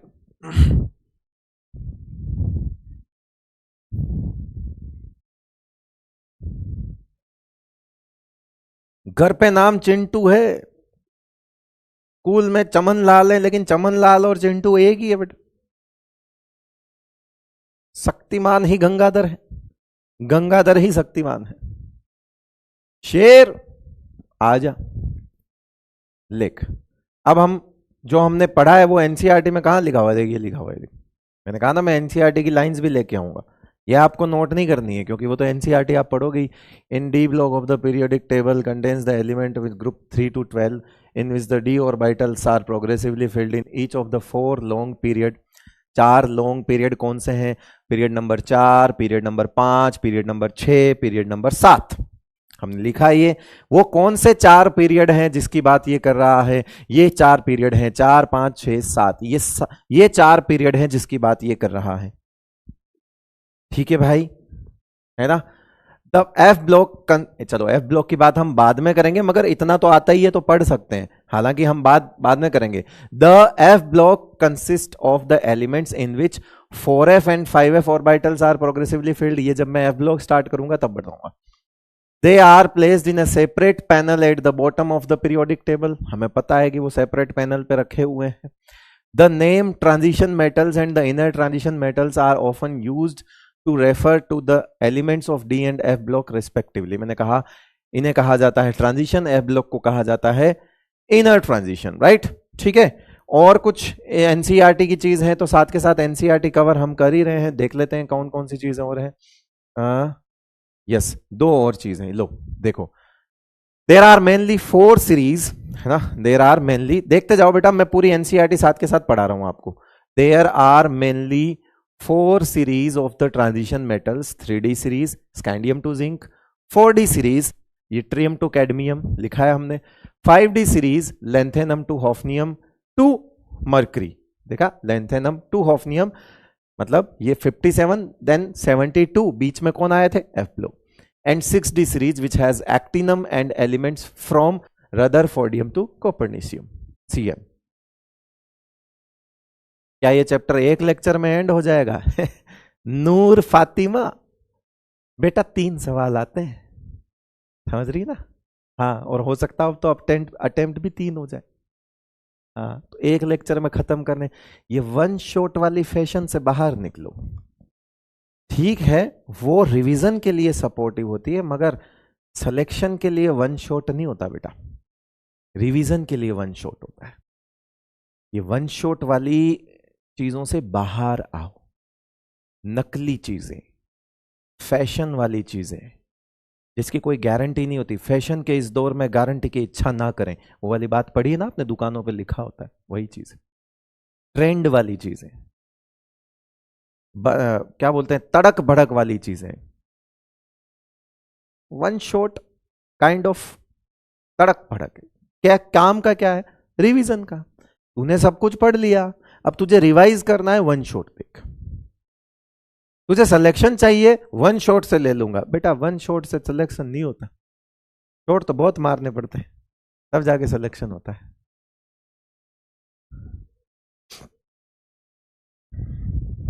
आ जाओ। The 2 series of the inner transition. अब इसने एफ ब्लॉक की भी बात कर ली है, ठीक है यार, क्लास 11th में तो पढ़ा ही है कि सीरियम से लेके ल्यूटेशियम तक और ये थोरियम से लेके अपना लॉरेंशियम तक रहता ही है ना, ये हमें पता ही है। तो ठीक है, इसकी भी बात इसने साथ के साथ कर ली, अपन अलग से कर लेंगे, तब हमने एनसीईआरटी की बात नहीं करनी, अभी हो गया। 3 सवाल अगर किसी चैप्टर में से आता है तो क्या वो चैप्टर इंपॉर्टेंट नहीं है राजा? है ना? हाँ, तो ये 1 शॉट वाले में मत पढ़ियो, शॉट बहुत मारने पड़ेंगे बेटा। आ जाओ। Originally the name transition metals was derived from the fact that their chemical properties were transitional between those of S and P block elements। बोलो मैंने बताया कि नहीं बताया? पूरा पीरियोडिक टेबल की डिजाइन बना के बताया कि इनकी प्रॉपर्टीज इन दोनों के बीच की प्रॉपर्टीज है, transitional between S and P elements. देखो कि originally the name transition metals was है ना, वॉज डिराइव्ड, वाज नहीं बोलते हैं, हिंदी मीडियम वाला हूं ना बेटा इसलिए, was derived from the fact that there chemical properties were transitional between those of S and P block elements. ठीक है, तो ये दो के बीच में, सर आप कहां से हैं, यहीं धरती से। नाउ अकॉर्डिंग टू आईयूपीएसी, अब चाय पी ली, चाय पी ली तो आईयूपीएसी वाले बोले transition metals are defined as the metals which have incomplete D subshell either in neutral atom or in their ions, या इससे बेटर शब्द मैंने लिखवा रखा है नॉट आयंस, ऑब्वियसली आयंस ही बोलेंगे उसको +2 को, मगर नॉन ऑक्सीडेशन स्टेट। आयंस जो है वो उसकी नॉन ऑक्सीडेशन, अपनी मर्जी से बनाए, जिंक +3 लगाए, अपनी मर्जी से बनाई हुई ऑक्सीडेशन स्टेट नहीं होनी चाहिए। Zinc, cadmium and mercury of group 12 have full D10 configuration in their ground state as well as in their common oxidation states, and hence are not regarded as the transition metals. However, being the end members of the 3D, 4D and 5D transitional series, their chemistry studied along with the chemistry of the transition metals. कहा ये group 12 transition metal नहीं है, फिर भी हम इनको इनके साथ पढ़ लेते हैं कि बेचारों को कहां पटकेंगे, हैं अपने ही लिए सरदर्दी बन जाएंगे। बोले तुम 4 अलग से एक नया चैप्टर बना लो, अपना सिलेबस बढ़ जाएगा, तो इनको कहा रुक जाओ, तुमको हम यहीं पढ़ लेंगे इनके ही साथ, है ना। कोई पूछे कि तुम ट्रांजिशनल हो तो बोल देना नहीं है, बस इतनी सी बात है। तो बोला ठीक है साहब बोल देंगे हम, है ना, हमको यहीं रहने दो। तो बोला ठीक है बैठ जाओ, बैठ जाओ, बोलना नहीं ज़्यादा, बैठ जाओ, सबको मिलेगा। ठीक है बेटा, तो इनको हम पढ़ते जरूर इनके साथ ही हैं, केमिस्ट्री इनकी, मगर ये ट्रांजिशनल मेटल्स में नहीं आते।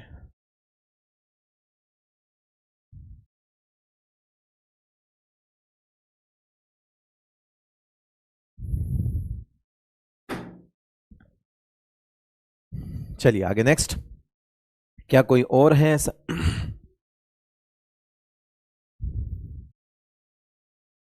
ये तो इसी में पढ़ लो यार, ये जो पार्शली डी और एफ भरते हैं ना इनमें, जैसे एफ वालों में एफ भरते हैं पार्शली और डी वालों में डी भरते हैं, ये इनको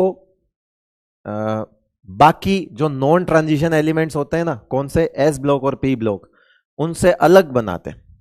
यही प्रॉपर्टी इनकी जो पार्शली फील्ड डी वाली है, यही इनको अलग बनाती है, तो इसीलिए इन्हें अलग पढ़ा भी जाता है इन कंपाउंड्स को, है ना।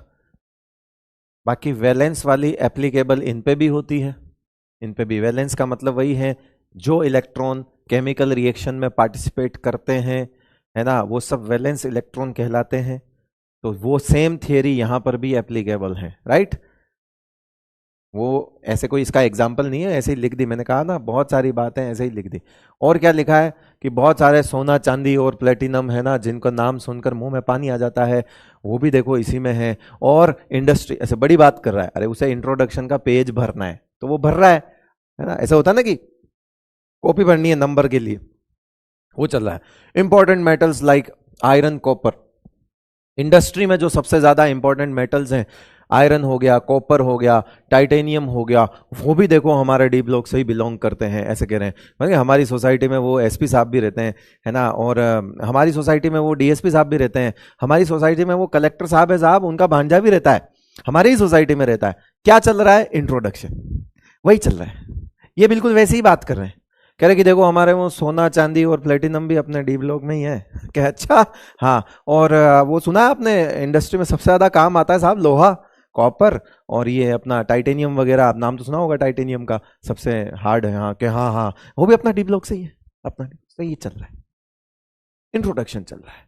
दो लोग आपस में बात कर रहे हैं कि हमारे पास ये है, तो पेज भर रहे हैं। ठीक है, ये लो पहले के, हम इस यूनिट में पढ़ेंगे करेंगे, ये सब देख लो यार, ये तुम देख लो, है ना।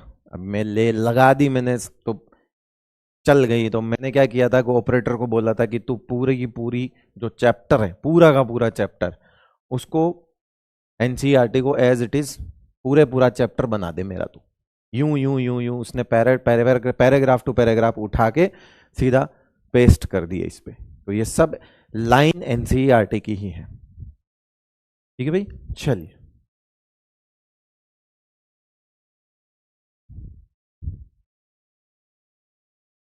बड़ी बात करी, किसी ने स्कैंडियम की तो बात ही नहीं करी।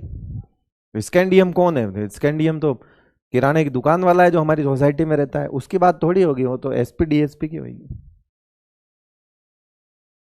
चल भाई शेर, अब क्या इलेक्ट्रॉनिक कॉन्फ़िगरेशन की बात कर लूं मैं? बोलो। बोले कर लो सर, आजा फिर। अब बैठ जाओ।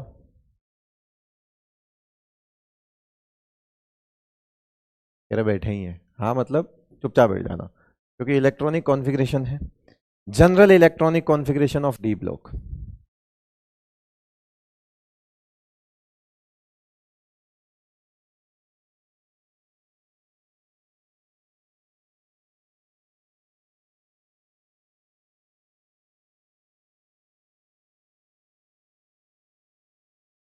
जनरल इलेक्ट्रॉनिक कॉन्फ़िगरेशन का मतलब होता है मेन फॉर्मेट क्या होगा, किसमें माना जाएगा जनरल इलेक्ट्रॉनिक कॉन्फ़िगरेशन, है ना, वो चीज है। यहां पे जनरल इलेक्ट्रॉनिक कॉन्फ़िगरेशन किस पैटर्न में चलता है? n-1 d 1 to 10, फिर आएगा ns 1 से 2, ये चलता है बेटा। इस फॉर्मेट में सारे के सारे कॉन्फ़िगरेशन आपको मिलेंगे। लाइक यहां पे अगर 4s होगा तो ये 3d होगा, पीछे वाले तो एज इट इज चलते ही हैं। यहां अगर 5s होगा तो यहां 4d होगा। तो आखिरी जहां से वैलेंस डिसाइड होता है, बेसिकली ये वैलेंस कॉन्फ़िगरेशन है, क्योंकि इसके और इसके दोनों के इलेक्ट्रॉन जो हैं वो रिएक्शंस में पार्टिसिपेट करते हैं, कंपाउंड्स बनते हैं, तब ऑक्सीडेशन स्टेट वगैरह में हमें नजर आता है कि यहां से भी इलेक्ट्रॉन जाएंगे, यहां से मैक्सिमम 2 जा सकते हैं, यहां से 10 जा सकते हैं। तो ये वैलेंस इलेक्ट्रॉन की कैटेगरी में ही आते हैं। और ये जो आती है ये पूरी वैलेंस ऑर्बिटल्स ही हैं, ये वैलेंस सबशेल कह सकते हो आप इसको। ns और n-1d इसकी वैलेंस सबशेल है। वैलेंस सबशेल क्या होता है? ऐसी सबशेल जिसके इलेक्ट्रॉन केमिकल रिएक्शंस में पार्टिसिपेट करते हैं, जिसके इलेक्ट्रॉन्स जो हैं वो कंपाउंड्स बनाने में काम आते हैं, बॉन्डिंग में काम आते हैं, वो सारे इलेक्ट्रॉन्स जिस भी शेल में पड़े होते हैं, सबशेल में पड़े होते हैं, उसे वैलेंस शेल या वैलेंस सबशेल कहा जाता है। ठीक है बेटा।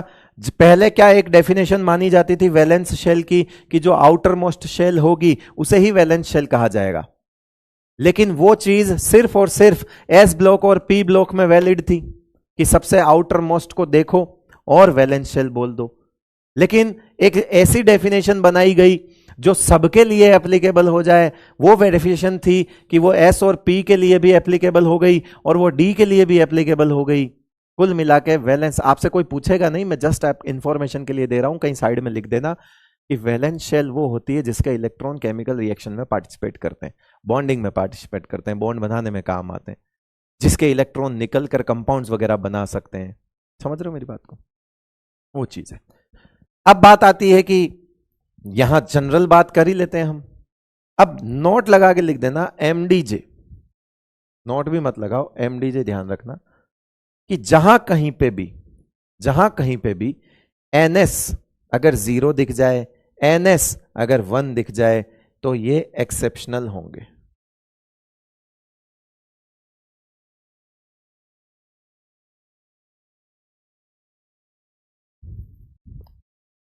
और अगर NS 2 हो तो वो नॉर्मल होगा।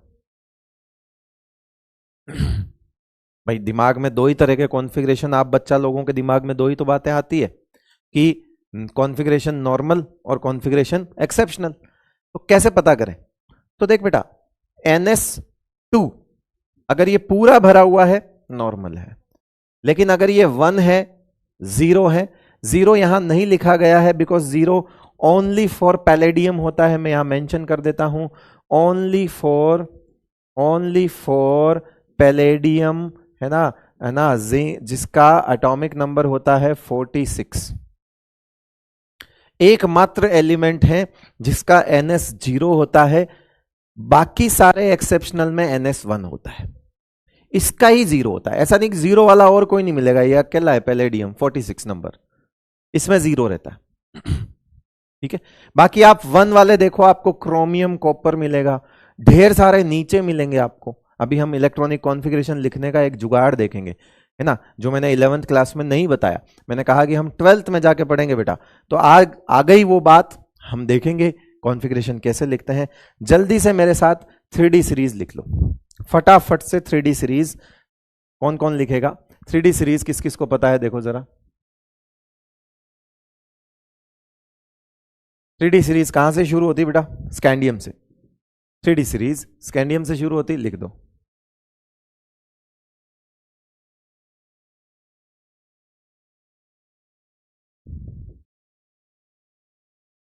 ये हमने 3D सीरीज लिख दी, लिख दी। आप चाहो तो इनके एटॉमिक नंबर्स भी मेंशन कर सकते हो, आप जितना लिखना चाहो लिख सकते हो, मुझे कोई दिक्कत नहीं है। 21, 22, 23, 24, 25, 26, 27, 28, 29 एंड 30 जिंक। ये क्या है? एटॉमिक नंबर है। अच्छा, 3D सीरीज के बारे में क्या क्या जानते हो? 3D सीरीज का पीरियड नंबर 4 होता है, 4th पीरियड होता है ये, है ना, 4th पीरियड होता है। और इसमें 3D प्रोग्रेसिवली भरा जाता है ना। प्रोग्रेसिवली क्या भरा जाएगा? 3D भरा जाएगा। पीरियड कौन सा होता है? 4th। प्रीवियस इनर्ट गैस कौन सी हो गई? 3rd पीरियड की, विच इज आर्गन। तो हम डायरेक्ट ऐसा लिख सकते हैं कि आर्गन तक तो भर चुका है, तो सबके डब्बे आर्गन तक तो ऐसे भर सकते हो आप, यानी 18 आप सब में भर चुके हो। क्योंकि ये जो आप लिख रहे हो ये कौन सा पीरियड है बेटा? 4th पीरियड है। तो यानी कि 3rd पीरियड की इनर्ट गैस को ब्रैकेट में लिख दो, यानी कि 18 इलेक्ट्रॉन आपने आर्गन लिखते ही भर दिए। ऐसे लिखते हैं, जब हम आर्गन लिखते हैं तो कितने इलेक्ट्रॉन भर चुके हैं हम?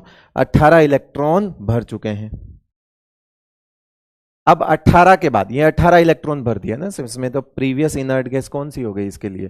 प्रीवियस इनर्ट गैस 18 है ना। प्रीवियस इनर्ट गैस कौन सी हो गई? आर्गन, जिसका जेड कितना होता है? 18। कौन सा पीरियड हो गया ये? इसकी 3rd पीरियड हो गई। ऐसा ही करते हैं, कॉन्फ़िगरेशन लिखना सिखाया था, याद करो मैंने 11th क्लास में, कि किसी 4th पीरियड का कॉन्फ़िगरेशन जब लिखते हो, ये पूरा 4th पीरियड है, 4th पीरियड का जब कॉन्फ़िगरेशन लिखते हो तो 3rd पीरियड की इनर्ट गैस को डब्बे में लिख देना है। ऐसा क्यों लिखते हैं? नितिन कह रहा है बेटा देख, सिंपल सी बात है, कोई भी पीरियड कहां खत्म होता है? इनर्ट गैस पे खत्म होता है। जैसे यहां ये 3rd पीरियड है, राइट, ये 3rd पीरियड है। अब इससे अगला पीरियड कौन सा होगा बेटा? नितिन ये देख, इससे अगला पीरियड कौन सा होगा? तो वो 4th पीरियड होगा। अब 4th पीरियड में मेरे को एक तो मैं है कि 1s2 से पूरा लिखूं वहां से, एक मैं ये लिखूं कि देखो यहां तक का तो मेरे को हिसाब पता है भाई, यहां तक ये 18 इलेक्ट्रॉन होते हैं, तो एक तो मैं 18 इलेक्ट्रॉन ऐसे भरूं, 1s2, 2s2, 2p6, 3s2, 3p6, है ना। ये तो मैं 18 इलेक्ट्रॉन भरूं, या तो मैं ऐसे लिखूं, आर्गन ना लिख के मैं इतना लिखूं, या मुझे पता है कि आर्गन इससे 4th पीरियड में आने वाले, अब ये 18 है तो 4th पीरियड कहां से शुरू होगा? 19, कहां तक जाएगा? 36 तक। कहां तक? क्रिप्टन तक। लेकिन क्रिप्टन तो 4th पीरियड की इनर्ट गैस है। हमें अगर 4th पीरियड का, यानी कि हमें 19 नंबर, एटॉमिक नंबर 19 से लेकर 19 से लेकर, अगर मुझे यहां तक कोई भी कॉन्फ़िगरेशन लिखना है, 19 से लेके 36 तक मुझे कोई भी कॉन्फ़िगरेशन लिखना है, तो मैं ये तो कह सकता हूं ना कि 19 से लेके 36 लिखने के लिए मैं 18 जो है उसे भर दूंगा, क्योंकि 18 को मैं ऐसे लिखूं इतना बड़ा, क्या मतलब है? प्रीवियस इनर्ट गैस को लिख दो कि 4th पीरियड का कॉन्फ़िगरेशन लिख रहे हो तो 3rd पीरियड भर चुका है ना। अब भर चुका है उसे कैसे लिख दें? जो भर चुका है तो बोले आखिरी एलिमेंट लिख दो साहब आप 3rd पीरियड का। अब आप सोचो, अगर मुझे 5th पीरियड का लिखना है तो क्या करूंगा? जरा बताओ बेटा, अगर मुझे 5th पीरियड, अगर बात समझ आ गई हो तो मैं यहां पे अगर 5th पीरियड के किसी एलिमेंट का, 5th पीरियड के एटॉमिक नंबर का, अगर 5th पीरियड के एटॉमिक नंबर का, जो कि कहां से शुरू होगा? 36 यहां खत्म हुआ, ये 37 से यहां 54, अगर मुझे 37 से लेके 54 तक कोई भी एटॉमिक नंबर दिया है और कॉन्फ़िगरेशन लिखना है, तो क्या मैं ब्रैकेट में क्रिप्टन लिख के, है ना, 36 इलेक्ट्रॉन तो तुरंत भर दूंगा ना बेटा।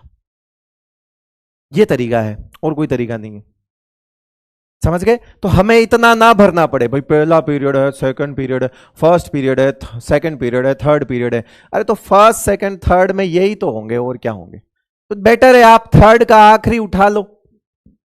कह रहा भर दिया 18।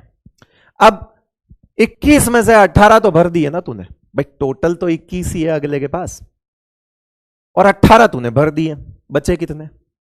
सर 3, बचे कितने? 3। और आपको याद होगा कि जो फोर्थ पीरियड है उसकी एनर्जी सीक्वेंस क्या चलती है?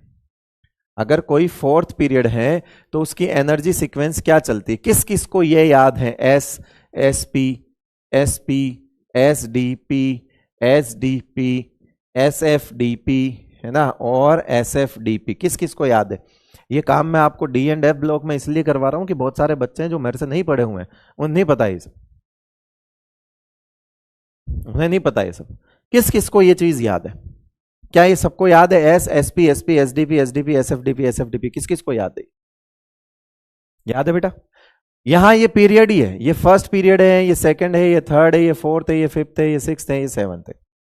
और इसका एक जनरल रूल होता है, कॉन्फ़िगरेशन भरने का एक जनरल रूल होता है, विच इज एनएस। देखो सिक्स्थ और सेवंथ पीरियड को देखते जाना, क्योंकि उसके अकॉर्डिंग ये फॉर्मूला एकदम पूरा पूरा आ जाता है। एनएस के बाद n-2f में इलेक्ट्रॉन जाएगा, n-1d में इलेक्ट्रॉन जाएगा, और उसके बाद np में इलेक्ट्रॉन जाएगा। अब जरा सोचो, ns तो सब में ही है, ns 1s 2s 3s 4s 5s 6s 7s, ns तो सब में है, तो सबसे पहले ns भरता है। उसके बाद पहले पीरियड में सिर्फ s ही भरेगा, आगे कुछ है ही नहीं, तो इस फॉर्मूले में से बाकी की 3 चीजें हटा दो, सिर्फ पहले पीरियड के लिए वैलिड हो गया ns। दूसरे पीरियड के लिए क्या वैलिड हो गया फॉर्मूले में से कि ns के बाद सीधा np में जाएगा, यानी कि ये वाला वैलिड हो गया और ये वाला वैलिड हो गया। बीच में ये चीजें सेकंड पीरियड में नहीं आती है तो कोई बात नहीं, मत भरो।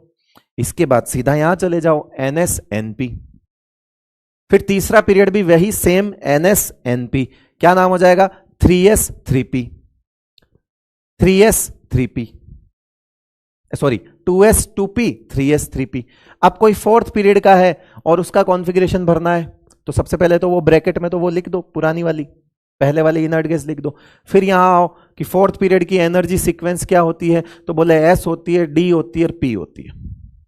बोले अच्छा, बोले s ns वो तो कॉमन है, सबसे पहले भरेगा, सबसे लास्ट में p ही भरता है। सब में देख लो जहां है वहां p p p p p p।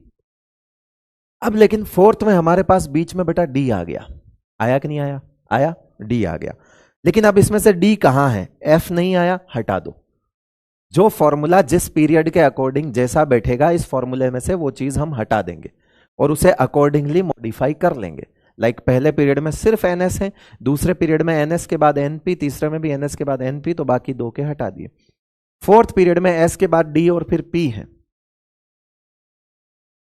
तो एन एस, लेकिन n-1d होता है। क्या होता है बेटा? n-1d होता है। फॉर्मूला ये कहता है कि अगर आप यहां पे 4s लिखोगे, 4s लिखोगे, तो ये 3d होगा, बिकॉज फॉर्मूला n की एक वैल्यू कम करके d लिख रहा है। देखो n-1d। आप बोलोगे ये सब क्या है, तो मैं बोलूंगा बेटा ये मेरा काम नहीं है, n+l रूल पढ़ा है एटॉमिक स्ट्रक्चर में, ये वही है, n+l रूल है, ये इलेक्ट्रॉन्स भरने के लिए n+l रूल पढ़ा था ना, वही यही है और कुछ नहीं है। ठीक है, तो ये देखो 3d हो गया, फिर ये वापस 4p हो जाएगा, बिकॉज ns और np। तो जो n की वैल्यू है वो यहां लिखी हुई है, अकॉर्डिंगली आप इसे एडजस्ट कर सकते हो। जैसे यहां फिफ्थ पीरियड की एनर्जी सीक्वेंस बताओ, कौन बताएगा? क्या फिफ्थ पीरियड की एनर्जी सीक्वेंस 5s हो जाएगी, उसके बाद एक कम d बोले तो 4d में जाएगा, उसके बाद 5p में जाएगा, करेक्ट है? सिक्स्थ पीरियड की एनर्जी सीक्वेंस में पूरा पूरा फॉर्मूला बैठेगा, सेवंथ पीरियड की एनर्जी सीक्वेंस में भी पूरा पूरा फॉर्मूला बैठेगा। जरा देख, क्या ये 6s हो जाएगा? 2 कम f होता है, तो क्या ये 4f जाएगा? उसके बाद ये 1 कम 5d और उसके बाद ये 6p में इलेक्ट्रॉन जाएगा। ये हो गई आपकी सिक्स्थ पीरियड की। क्या ये 7s हो जाएगा? क्या ये 5f हो जाएगा? क्या ये 6d हो जाएगा? क्या ये 7p हो जाएगा? ये देखो, इसी तरह से यहां पे क्या हो जाएगा बेटा? 3s के बाद 3p में चला जाएगा। यहां क्या हो जाएगा बेटा? 2s के बाद 2p में चला जाएगा। यहां सिर्फ 1s हो जाएगा। ये आपको समझ में आई बात? ये सीक्वेंस हो गई। तो अभी हमें बताओ कि हम कहां चल रहे हैं? फोर्थ पीरियड में। यहां मैं खास तौर से लिख देता हूं,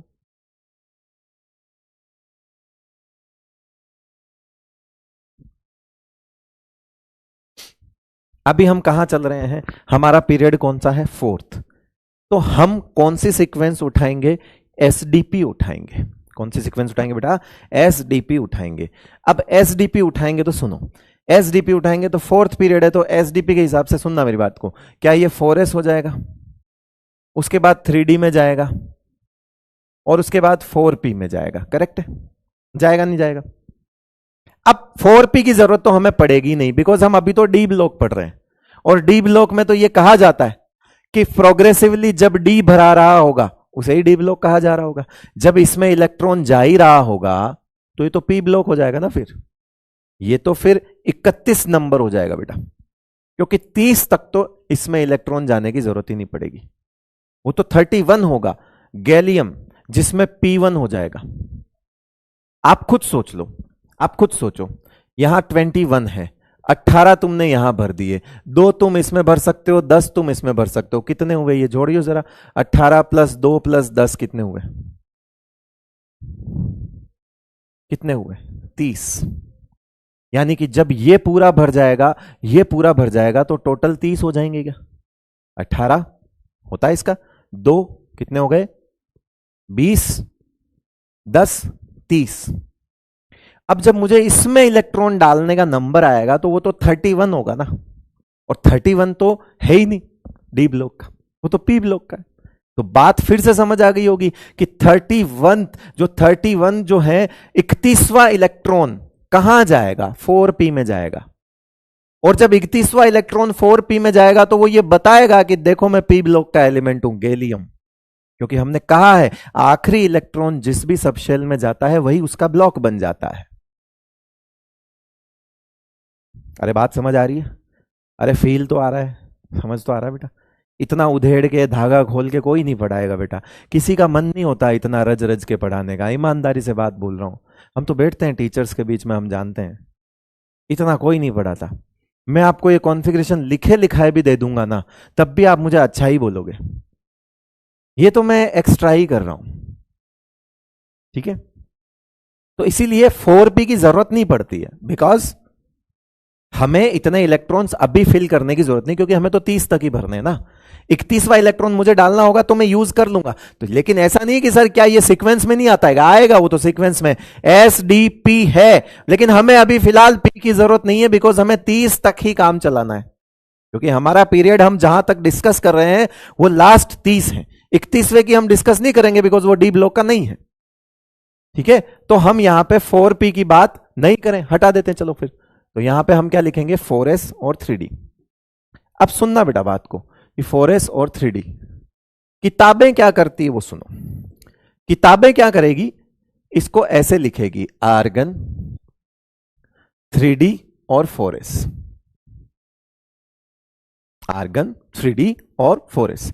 अब यहां पे एक नया कंफ्यूजन आया कि वो वाला सही है जिसमें 4s पहले आता है, या ये वाला सही है जिसमें 4s बाद में आता है। मैं बोलूंगा दोनों सही है, मैं दोनों का डिफरेंस समझा दूंगा, तुम समझ जाओगे।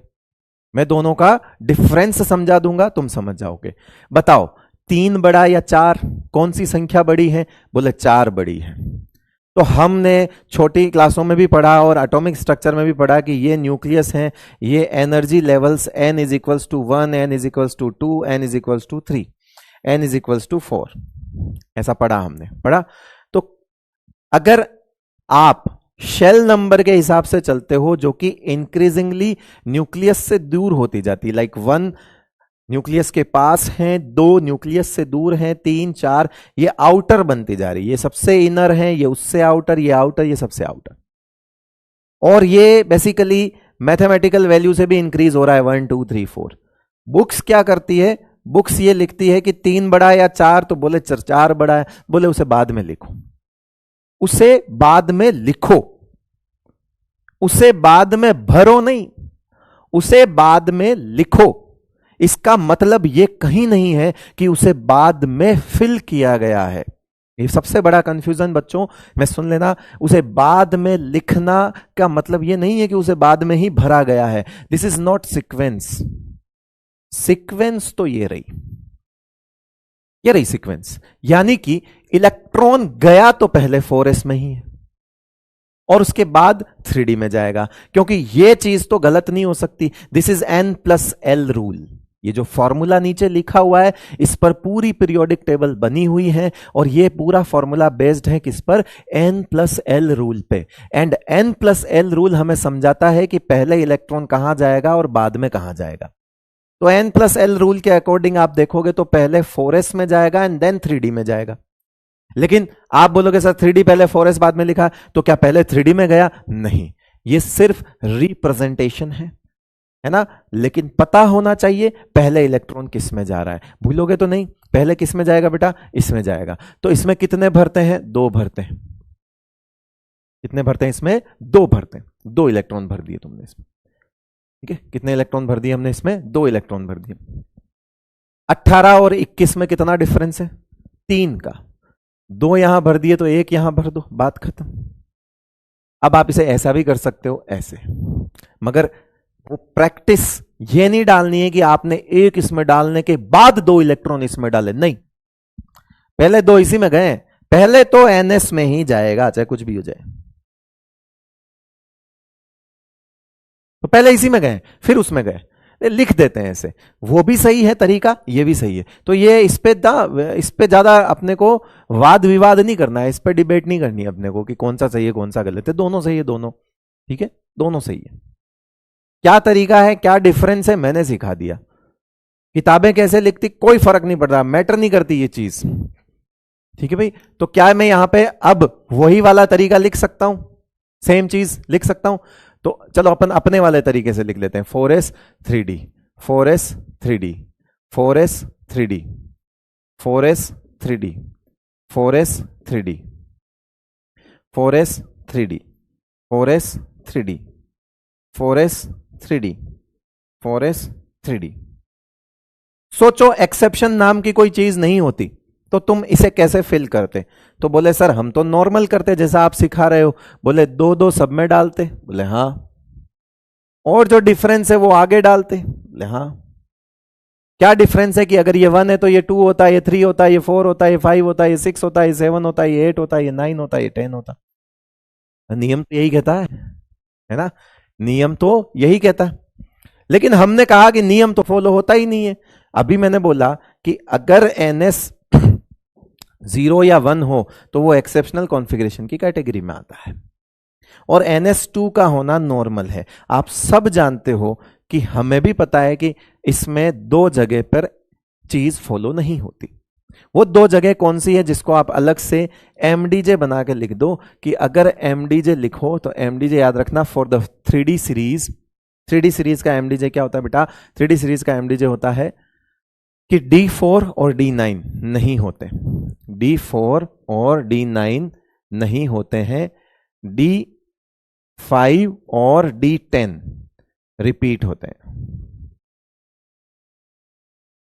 कैसे याद रखोगे mdj? तो यहां पे ऑब्वियसली हम 3D सीरीज की बात कर रहे हैं तो 3D भी लगा सकते हो आप, हालांकि इन जनरल D लिख दो, पता चल जाएगा क्योंकि 3D सीरीज है। तो इसका मतलब हुआ कि सर आप ये ऐसे क्यों सिखा रहे हो? मैं बोलूंगा बेटा तेरे पास कॉन्फ़िगरेशन को सही गलत के लिए सवाल कैसा आएगा कि इनमें से कौन सा कॉन्फ़िगरेशन सही है, यही आएगा। तो गलत छांट ले। इनमें से कौन सा कॉन्फ़िगरेशन सही नहीं है तो भी कर ले। तेरे को कॉन्फ़िगरेशन लिखने के लिए तो नहीं बोलेगा ना, नीट तो ये नहीं बोलेगा, मगर बोल भी दे, बोर्ड में भी हेल्प करेगा। ये दोनों चीजें याद रख ले। बोले 4 और 9 नहीं होते, इसका मतलब है यहां पे ये गड़बड़ और यहां पे ये गड़बड़, हटा दो इसे। और जब इसे हटाओगे तो आप क्या करोगे, इसे पूरा ऐसे लिखोगे, अरे भाई टोटल इलेक्ट्रॉन तो 4 और 2 6 ही रखने हैं, क्योंकि 18 में 6 जोड़ूंगा तभी 24 होंगे, 24 तभी होंगे, यानी इलेक्ट्रॉन गया कहीं नहीं, रीअरेंज हो जाएगा। 4 और 2 6 है, लेकिन हमें इसको 4s1 3d 5 करना पड़ेगा। अब जरा देखो 5 और 5 रिपीट हो गए क्या अपने आप? यही लिखा हुआ है 3d 5 रिपीट हो जाएगा, ठीक है। उसके बाद ये 9 एंड 2 11 इलेक्ट्रॉन हमें चाहिए फॉर 29। आप 18 में 20, आप 18 यहां पे 18 है, आप 18 में 11 जोड़ोगे तभी तो 29 होंगे। तो 11 कैसे करें, तो बोले ऐसे नहीं करो, इसको ऐसे करो कि इसको एक काम करो, इसमें भी एक इधर से कूदा लो, इनका एनर्जी गैप कम होता है, तो यहां पे आप 3D10 कर दो। अभी भी 10 और 1 11 है, 9 और 2 भी 11 है, बट वो वाली चीज गलत थी, ये वाली चीज यहां गलत है। दो जगह पे आपको यहां पे ध्यान रखना पड़ेगा। ये दोनों है, एक तो हो गया क्रोमियम, एक हो गया कॉपर, और ये अच्छा खासा याद होता है बच्चों को। इसको हाफ फील्ड स्टेबिलिटी पसंद थी, इसको फुल फील्ड स्टेबिलिटी पसंद थी। ये देख रहा था अपने बगल वाले को, रोज देखता था, कह रहा 3D5 है, घूमता है कार में, स्टेबल है। बोला एक काम करते हैं, इसको मारो गोली, इससे बात कर ली बेटा, देख के तो तेरे तो कोई वैल्यू है नहीं, तू 1 बन जा, मेरे को 5 दे दे, मैं भी अपने जीवन में हाफ फील्ड हो जाऊंगा। ठीक है बेटा, ये चीज है। हाफ फील्ड फुल फील्ड बनाने के लिए इन्होंने ऐसा कर दिया, नोट करा। चलो आगे बढ़ते हैं। 4D सीरीज सबसे घातक सीरीज है, 4D सीरीज सबसे घातक सीरीज है। जो जो एक्सेप्शनल है उनके नाम और एटॉमिक नंबर दोनों याद रखना, कॉपर एंड 29, क्रोमियम एंड 24, क्योंकि वो एटॉमिक नंबर से भी गड़बड़ करेगा। तो हमने क्या कहा था कि S1 होगा वो एक्सेप्शनल होगा, देखो S1 S1, बाकी सब में S2, S2 is a normal. ठीक है भाई,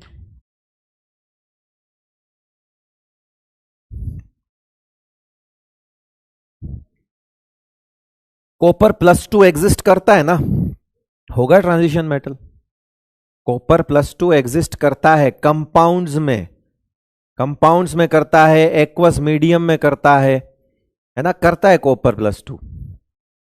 CuS होता है, CuO होता है, मैं आपको बता देता हूं, CuS होता है ना, है ना, CuO भी होता है। मतलब ठीक है, ऐसा नहीं बोल सकते कि ये बहुत ज्यादा स्टेबल होता है।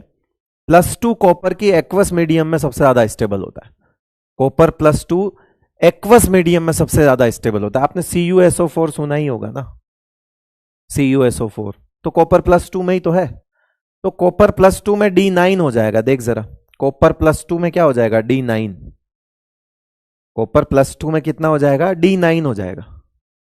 मैंने कहा ही था, अब तो तुम वो पढ़ चुके हो ना मेरे से, कोऑर्डिनेशन, तो मैंने कहा था ना +2 में तो जितना नंबर का होता है उतना ही रखो, 1 2 3 4 5 6 7 8 9, सीरियल नंबर में ये 9 नंबर पे हैं, तो +2 में ये D9 ही तो रहेगा, निकाल के देख लो।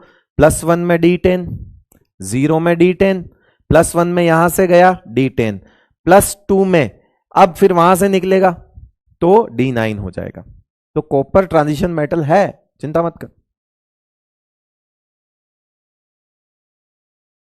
चलो हाँ, वो सब चीजें सिखाऊंगा, हाइड्रेशन एनर्जी।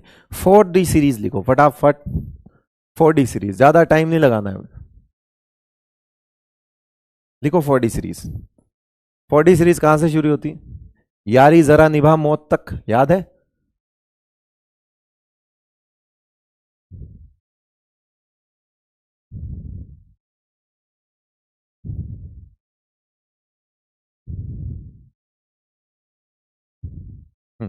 आप लिख सकते हो एटॉमिक नंबर भी 39, 40,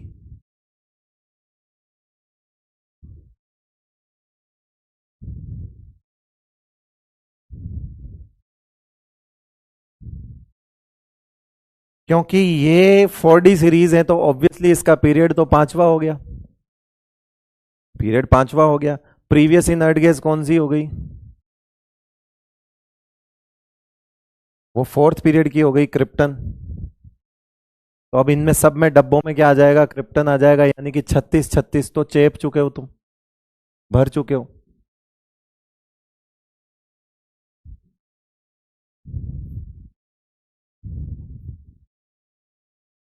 36 तक की तो कोई दिक्कत ही नहीं है अपने,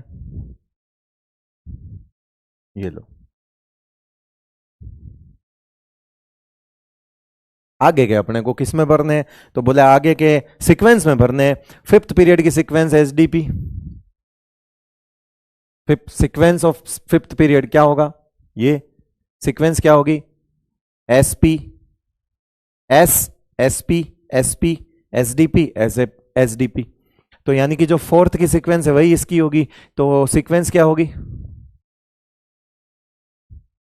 सीक्वेंस होगी क्रिप्टन, वो तो पीछे लिखी दोगे, उसके बाद लिखोगे 5s, उसके बाद लिखोगे 4d और उसके बाद लिखोगे 5p।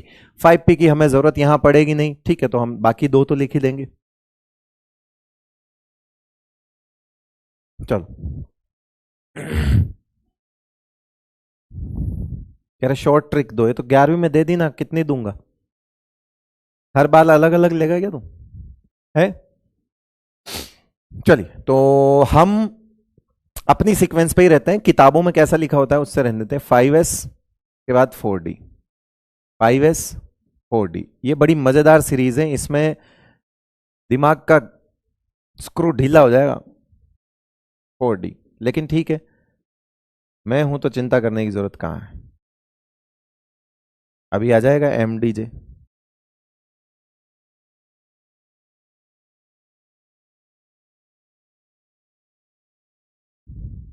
लो, लिख दिया हमने।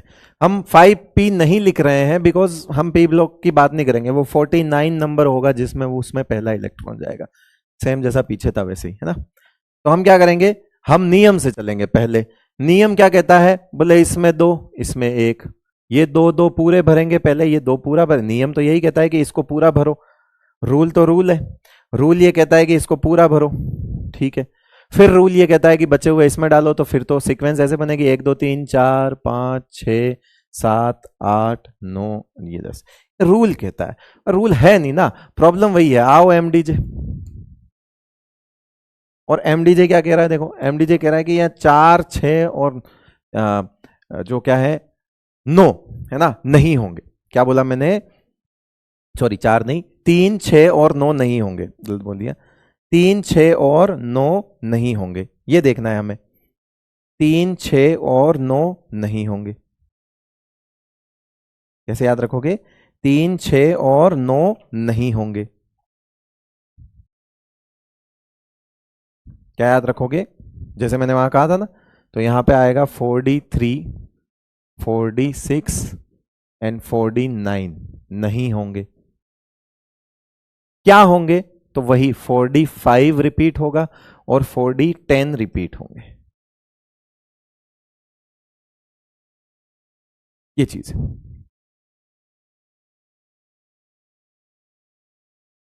अब ये सिर्फ छोटा सा दिख रहा है, इसकी वजह से क्या क्या गेम होगा वो ध्यान रखना, हमेशा ध्यान रखना। क्या नहीं होगा, सिर्फ वही बात इंपॉर्टेंट नहीं है, क्या रिपीट होगा ये उससे भी ज्यादा इंपॉर्टेंट है। जरा देखो, बताते हैं अभी आपको, आ जाओ। देख, 2 1 D1 होता है, छोड़ो, D2 भी होता है, D3 नहीं होता है, पहले इसको मार्क कर दो, चलो यहां मार्क कर लेते हैं, ये भैया यहां गड़बड़ है, छोड़ो। उसके बाद D6 भी नहीं होता, उसके बाद D9 भी नहीं होता, तो चलो D3 नहीं होता, एक काम करते हैं, D3 नहीं होता है तो आप क्या करोगे मुझे बताओ। D3 नहीं है तो आप करोगे क्या, होगे आप क्या करोगे, 5s1 करोगे, यही करोगे। फिर आप करोगे 4d4, यही करने वाले हो।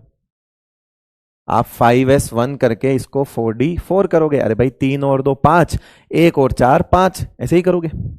जैसे ही आप ये करोगे, जैसे ही आप ये करोगे, आपको ये समझ आएगा कि 4 भी जो है वो रिपीट नहीं है। मैंने कहा था ना, थोड़ा ध्यान से सोचना, कॉमन सेंस एकदम, जो भी काम कर रहे हो इधर उधर ध्यान भटक रहा है, इधर आ जाओ बेटा फटाफट, कॉमन सेंस वाली चीजें आ गई, कॉमन सेंस। ले ले मेरा प्यारा बच्चा है, कॉमन सेंस की बात तो तेरे को पता है रे, इधर आ देख यार। 3 6 और 9 नहीं होंगे, लेकिन रिपीट 5 और 10 ही होंगे।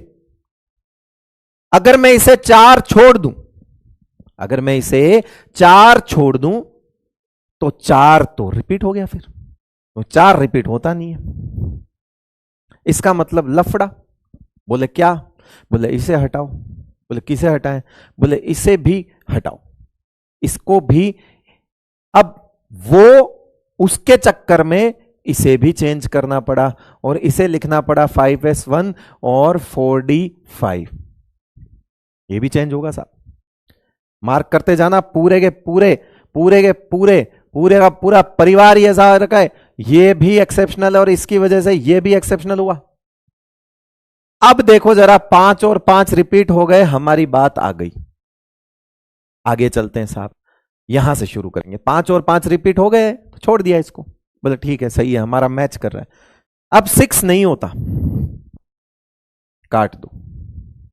काट के तुम सबसे पहले यही करोगे, 5s1 और 4d7 करोगे। मैं जैसे ही बोलूंगा कि 7 नीचे देख 7 है, क्या 7 7 रिपीट होते हैं? तो बोले नहीं होते हैं। बोले भैया गड़बड़ है। बोले क्या गड़बड़ है? बोले इसे भी हटा। बोले इसको भी कितना कर, 5s1 कर और 4d8 कर। बोले अच्छा, कर लिया। बोले 8 8 रिपीट होता है क्या? बोले यार वो भी नहीं होता। बोले अब क्या करें? बोले इसे भी हटा, इसे भी हटा। बोले इसे हटा के क्या करूं? बोले इसको 5s1 कर और 4d9 कर। बोले 9 और 9 रिपीट होते हैं क्या? बोले रिपीट छोड़ो, 9 तो होना ही नहीं चाहिए। बोले 9 तो होना और नहीं चाहिए। अब वो चाहे 9 वहां हो चाहे यहां हो, बोले 9 तो चाहिए ही नहीं मुझे। रिपीट छोड़ो, 9 चाहिए ही नहीं। तुम तो 2 2 बार रिपीट कर रहे हो, घोर पाप, घोर पाप। बोले तू ऐसा है जो 2 बार कटेगा, तेरा 1 बार नहीं कटेगा, तेरा 2 बार कटेगा। और जब तेरा 2 बार कटेगा तो इसका मतलब है ये 5s0 एंड 4d10 हो जाएगा। यही वो एलिमेंट है जिसमें 0 हो जाता है, s फॉर पैलेडियम 46। एकमात्र एलिमेंट जिसमें ns 0 हो जाता है, पैलेडियम 46। और जब तक खुद नहीं करोगे ये झमेला लगेगा, जब तक खुद नहीं करोगे ये झमेला लगेगा। ठीक है, जो बच्चे गलत लिख रहे हैं वो बच्चे शायद टेक्नीशियम वाले कॉन्फ़िगरेशन को देखकर गलत लिख रहे हैं बेटा। और टेक्नीशियम वाला कॉन्फ़िगरेशन डी ब्लॉक के अंदर जो एनसीईआरटी है उसमें गलत दिया हुआ है, करेक्ट कर लेना उसे। ठीक है, टेक्नीशियम वाला 6 और 1 किया हुआ है, 43 नंबर को 6 और 1 लिखा हुआ है। आप अगर जाओगे तो एनसीईआरटी में यहां 6 यहां 1 किया हुआ है, वो गलत है। आपको देखना है सही। कक्षा 11 की एनसीईआरटी उठा, क्लास 11th की एनसीईआरटी उठा के पीरियोडिक टेबल में जा, पीरियोडिक टेबल में जाके देख इसका सही कॉन्फ़िगरेशन लिखा हुआ है। सो प्लीज, टेक्नीशियम का configuration D and F block में गलत दिया हुआ है, उसे ठीक कर लें। ठीक है भाई। अच्छा, बहुत सारे बच्चे पूछ रहे हैं कि इसमें ऐसा क्यों हुआ, उसमें ऐसा क्यों नहीं हुआ, ऐसे पूछ रहे हैं। तो मैं बोल रहा हूं बेटा, मैं इनको फोन लगाने की कोशिश कर रहा हूं, ये नहीं उठा रहे हैं। उठाएंगे, क्या बोलते हैं मैं बता दूंगा। ठीक है। अब एक गधों, ये तरीका सिर्फ तुम्हें कॉन्फ़िगरेशन लिखवाने का है। तुमको क्या लगता है मैं तुम्हें कॉन्सेप्ट सिखा रहा हूं? जूता फेंक के मारूं क्या वहां से? ये कॉन्सेप्ट है? कॉन्सेप्ट सिखाऊंगा ना तो एक भी कॉन्फ़िगरेशन याद नहीं होगा और कॉन्फ़िगरेशन का सवाल गलत और करके आएगा मेन एग्जाम में। पर मैं जानता हूं कि अगर मैं ऐसे सिखाऊंगा ना तो तू मेन एग्जाम में सवाल गलत करके नहीं आएगा। सबके अलग अलग रूल है, इसको यही क्यों होना है, इसको यही क्यों होना है, सबके अपने अपने नियम है। हर एलिमेंट के लिए अलग अलग कॉन्सेप्ट दूंगा, करेगा क्या उसका? वो पूछना तो है नहीं कभी है। किसी में एक्सचेंज एनर्जी, किसी में क्या, किसी में क्या, किसी में सिमेट्री, किसी में डीजनरेसी, किसी में क्या, सब कुछ है, तरीके हैं बहुत सारे हैं। क्या करेगा उसका है? और जो गलत गलत लिख रहे हैं ना, वो टेक्नीशियन को देख के लिख रहे हैं, सही कर लेना। फिर बता रहा हूं मैं। चलो, क्या 9 होता है क्या? 9? बोले 9 तो नहीं होता, इसका मतलब है ये भाई साहब भी कटेंगे, इसका भी कटेगा। तो ये एक ऐसी फैमिली है जिसमें कद्दू कटेगा तो सब में बटेगा वाली बात है। कटा उसका बटा इसमें, कटा इसका बटा 3 में, कटा इसका, अब इसी में बटेगा। देखो ये 5s1 हो जाएगा बेटा और ये 4d10 हो जाएगा। अब जरा देखो, हमने जो रूल बनाया, कहा कि 5 और 10 रिपीट होंगे। क्या 5 रिपीट दिख रहा है? 5 5 रिपीट, 10 10 10 रिपीट। कितनी बार? रिपीट का मतलब 2 बार नहीं होता, रिपीट का मतलब कई बार हो सकता है। ये लो,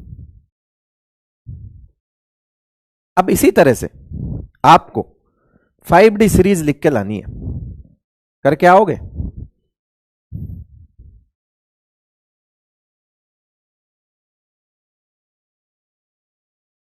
कहां से शुरू होती है? लेंथेनम से, फिर हॉफनियम,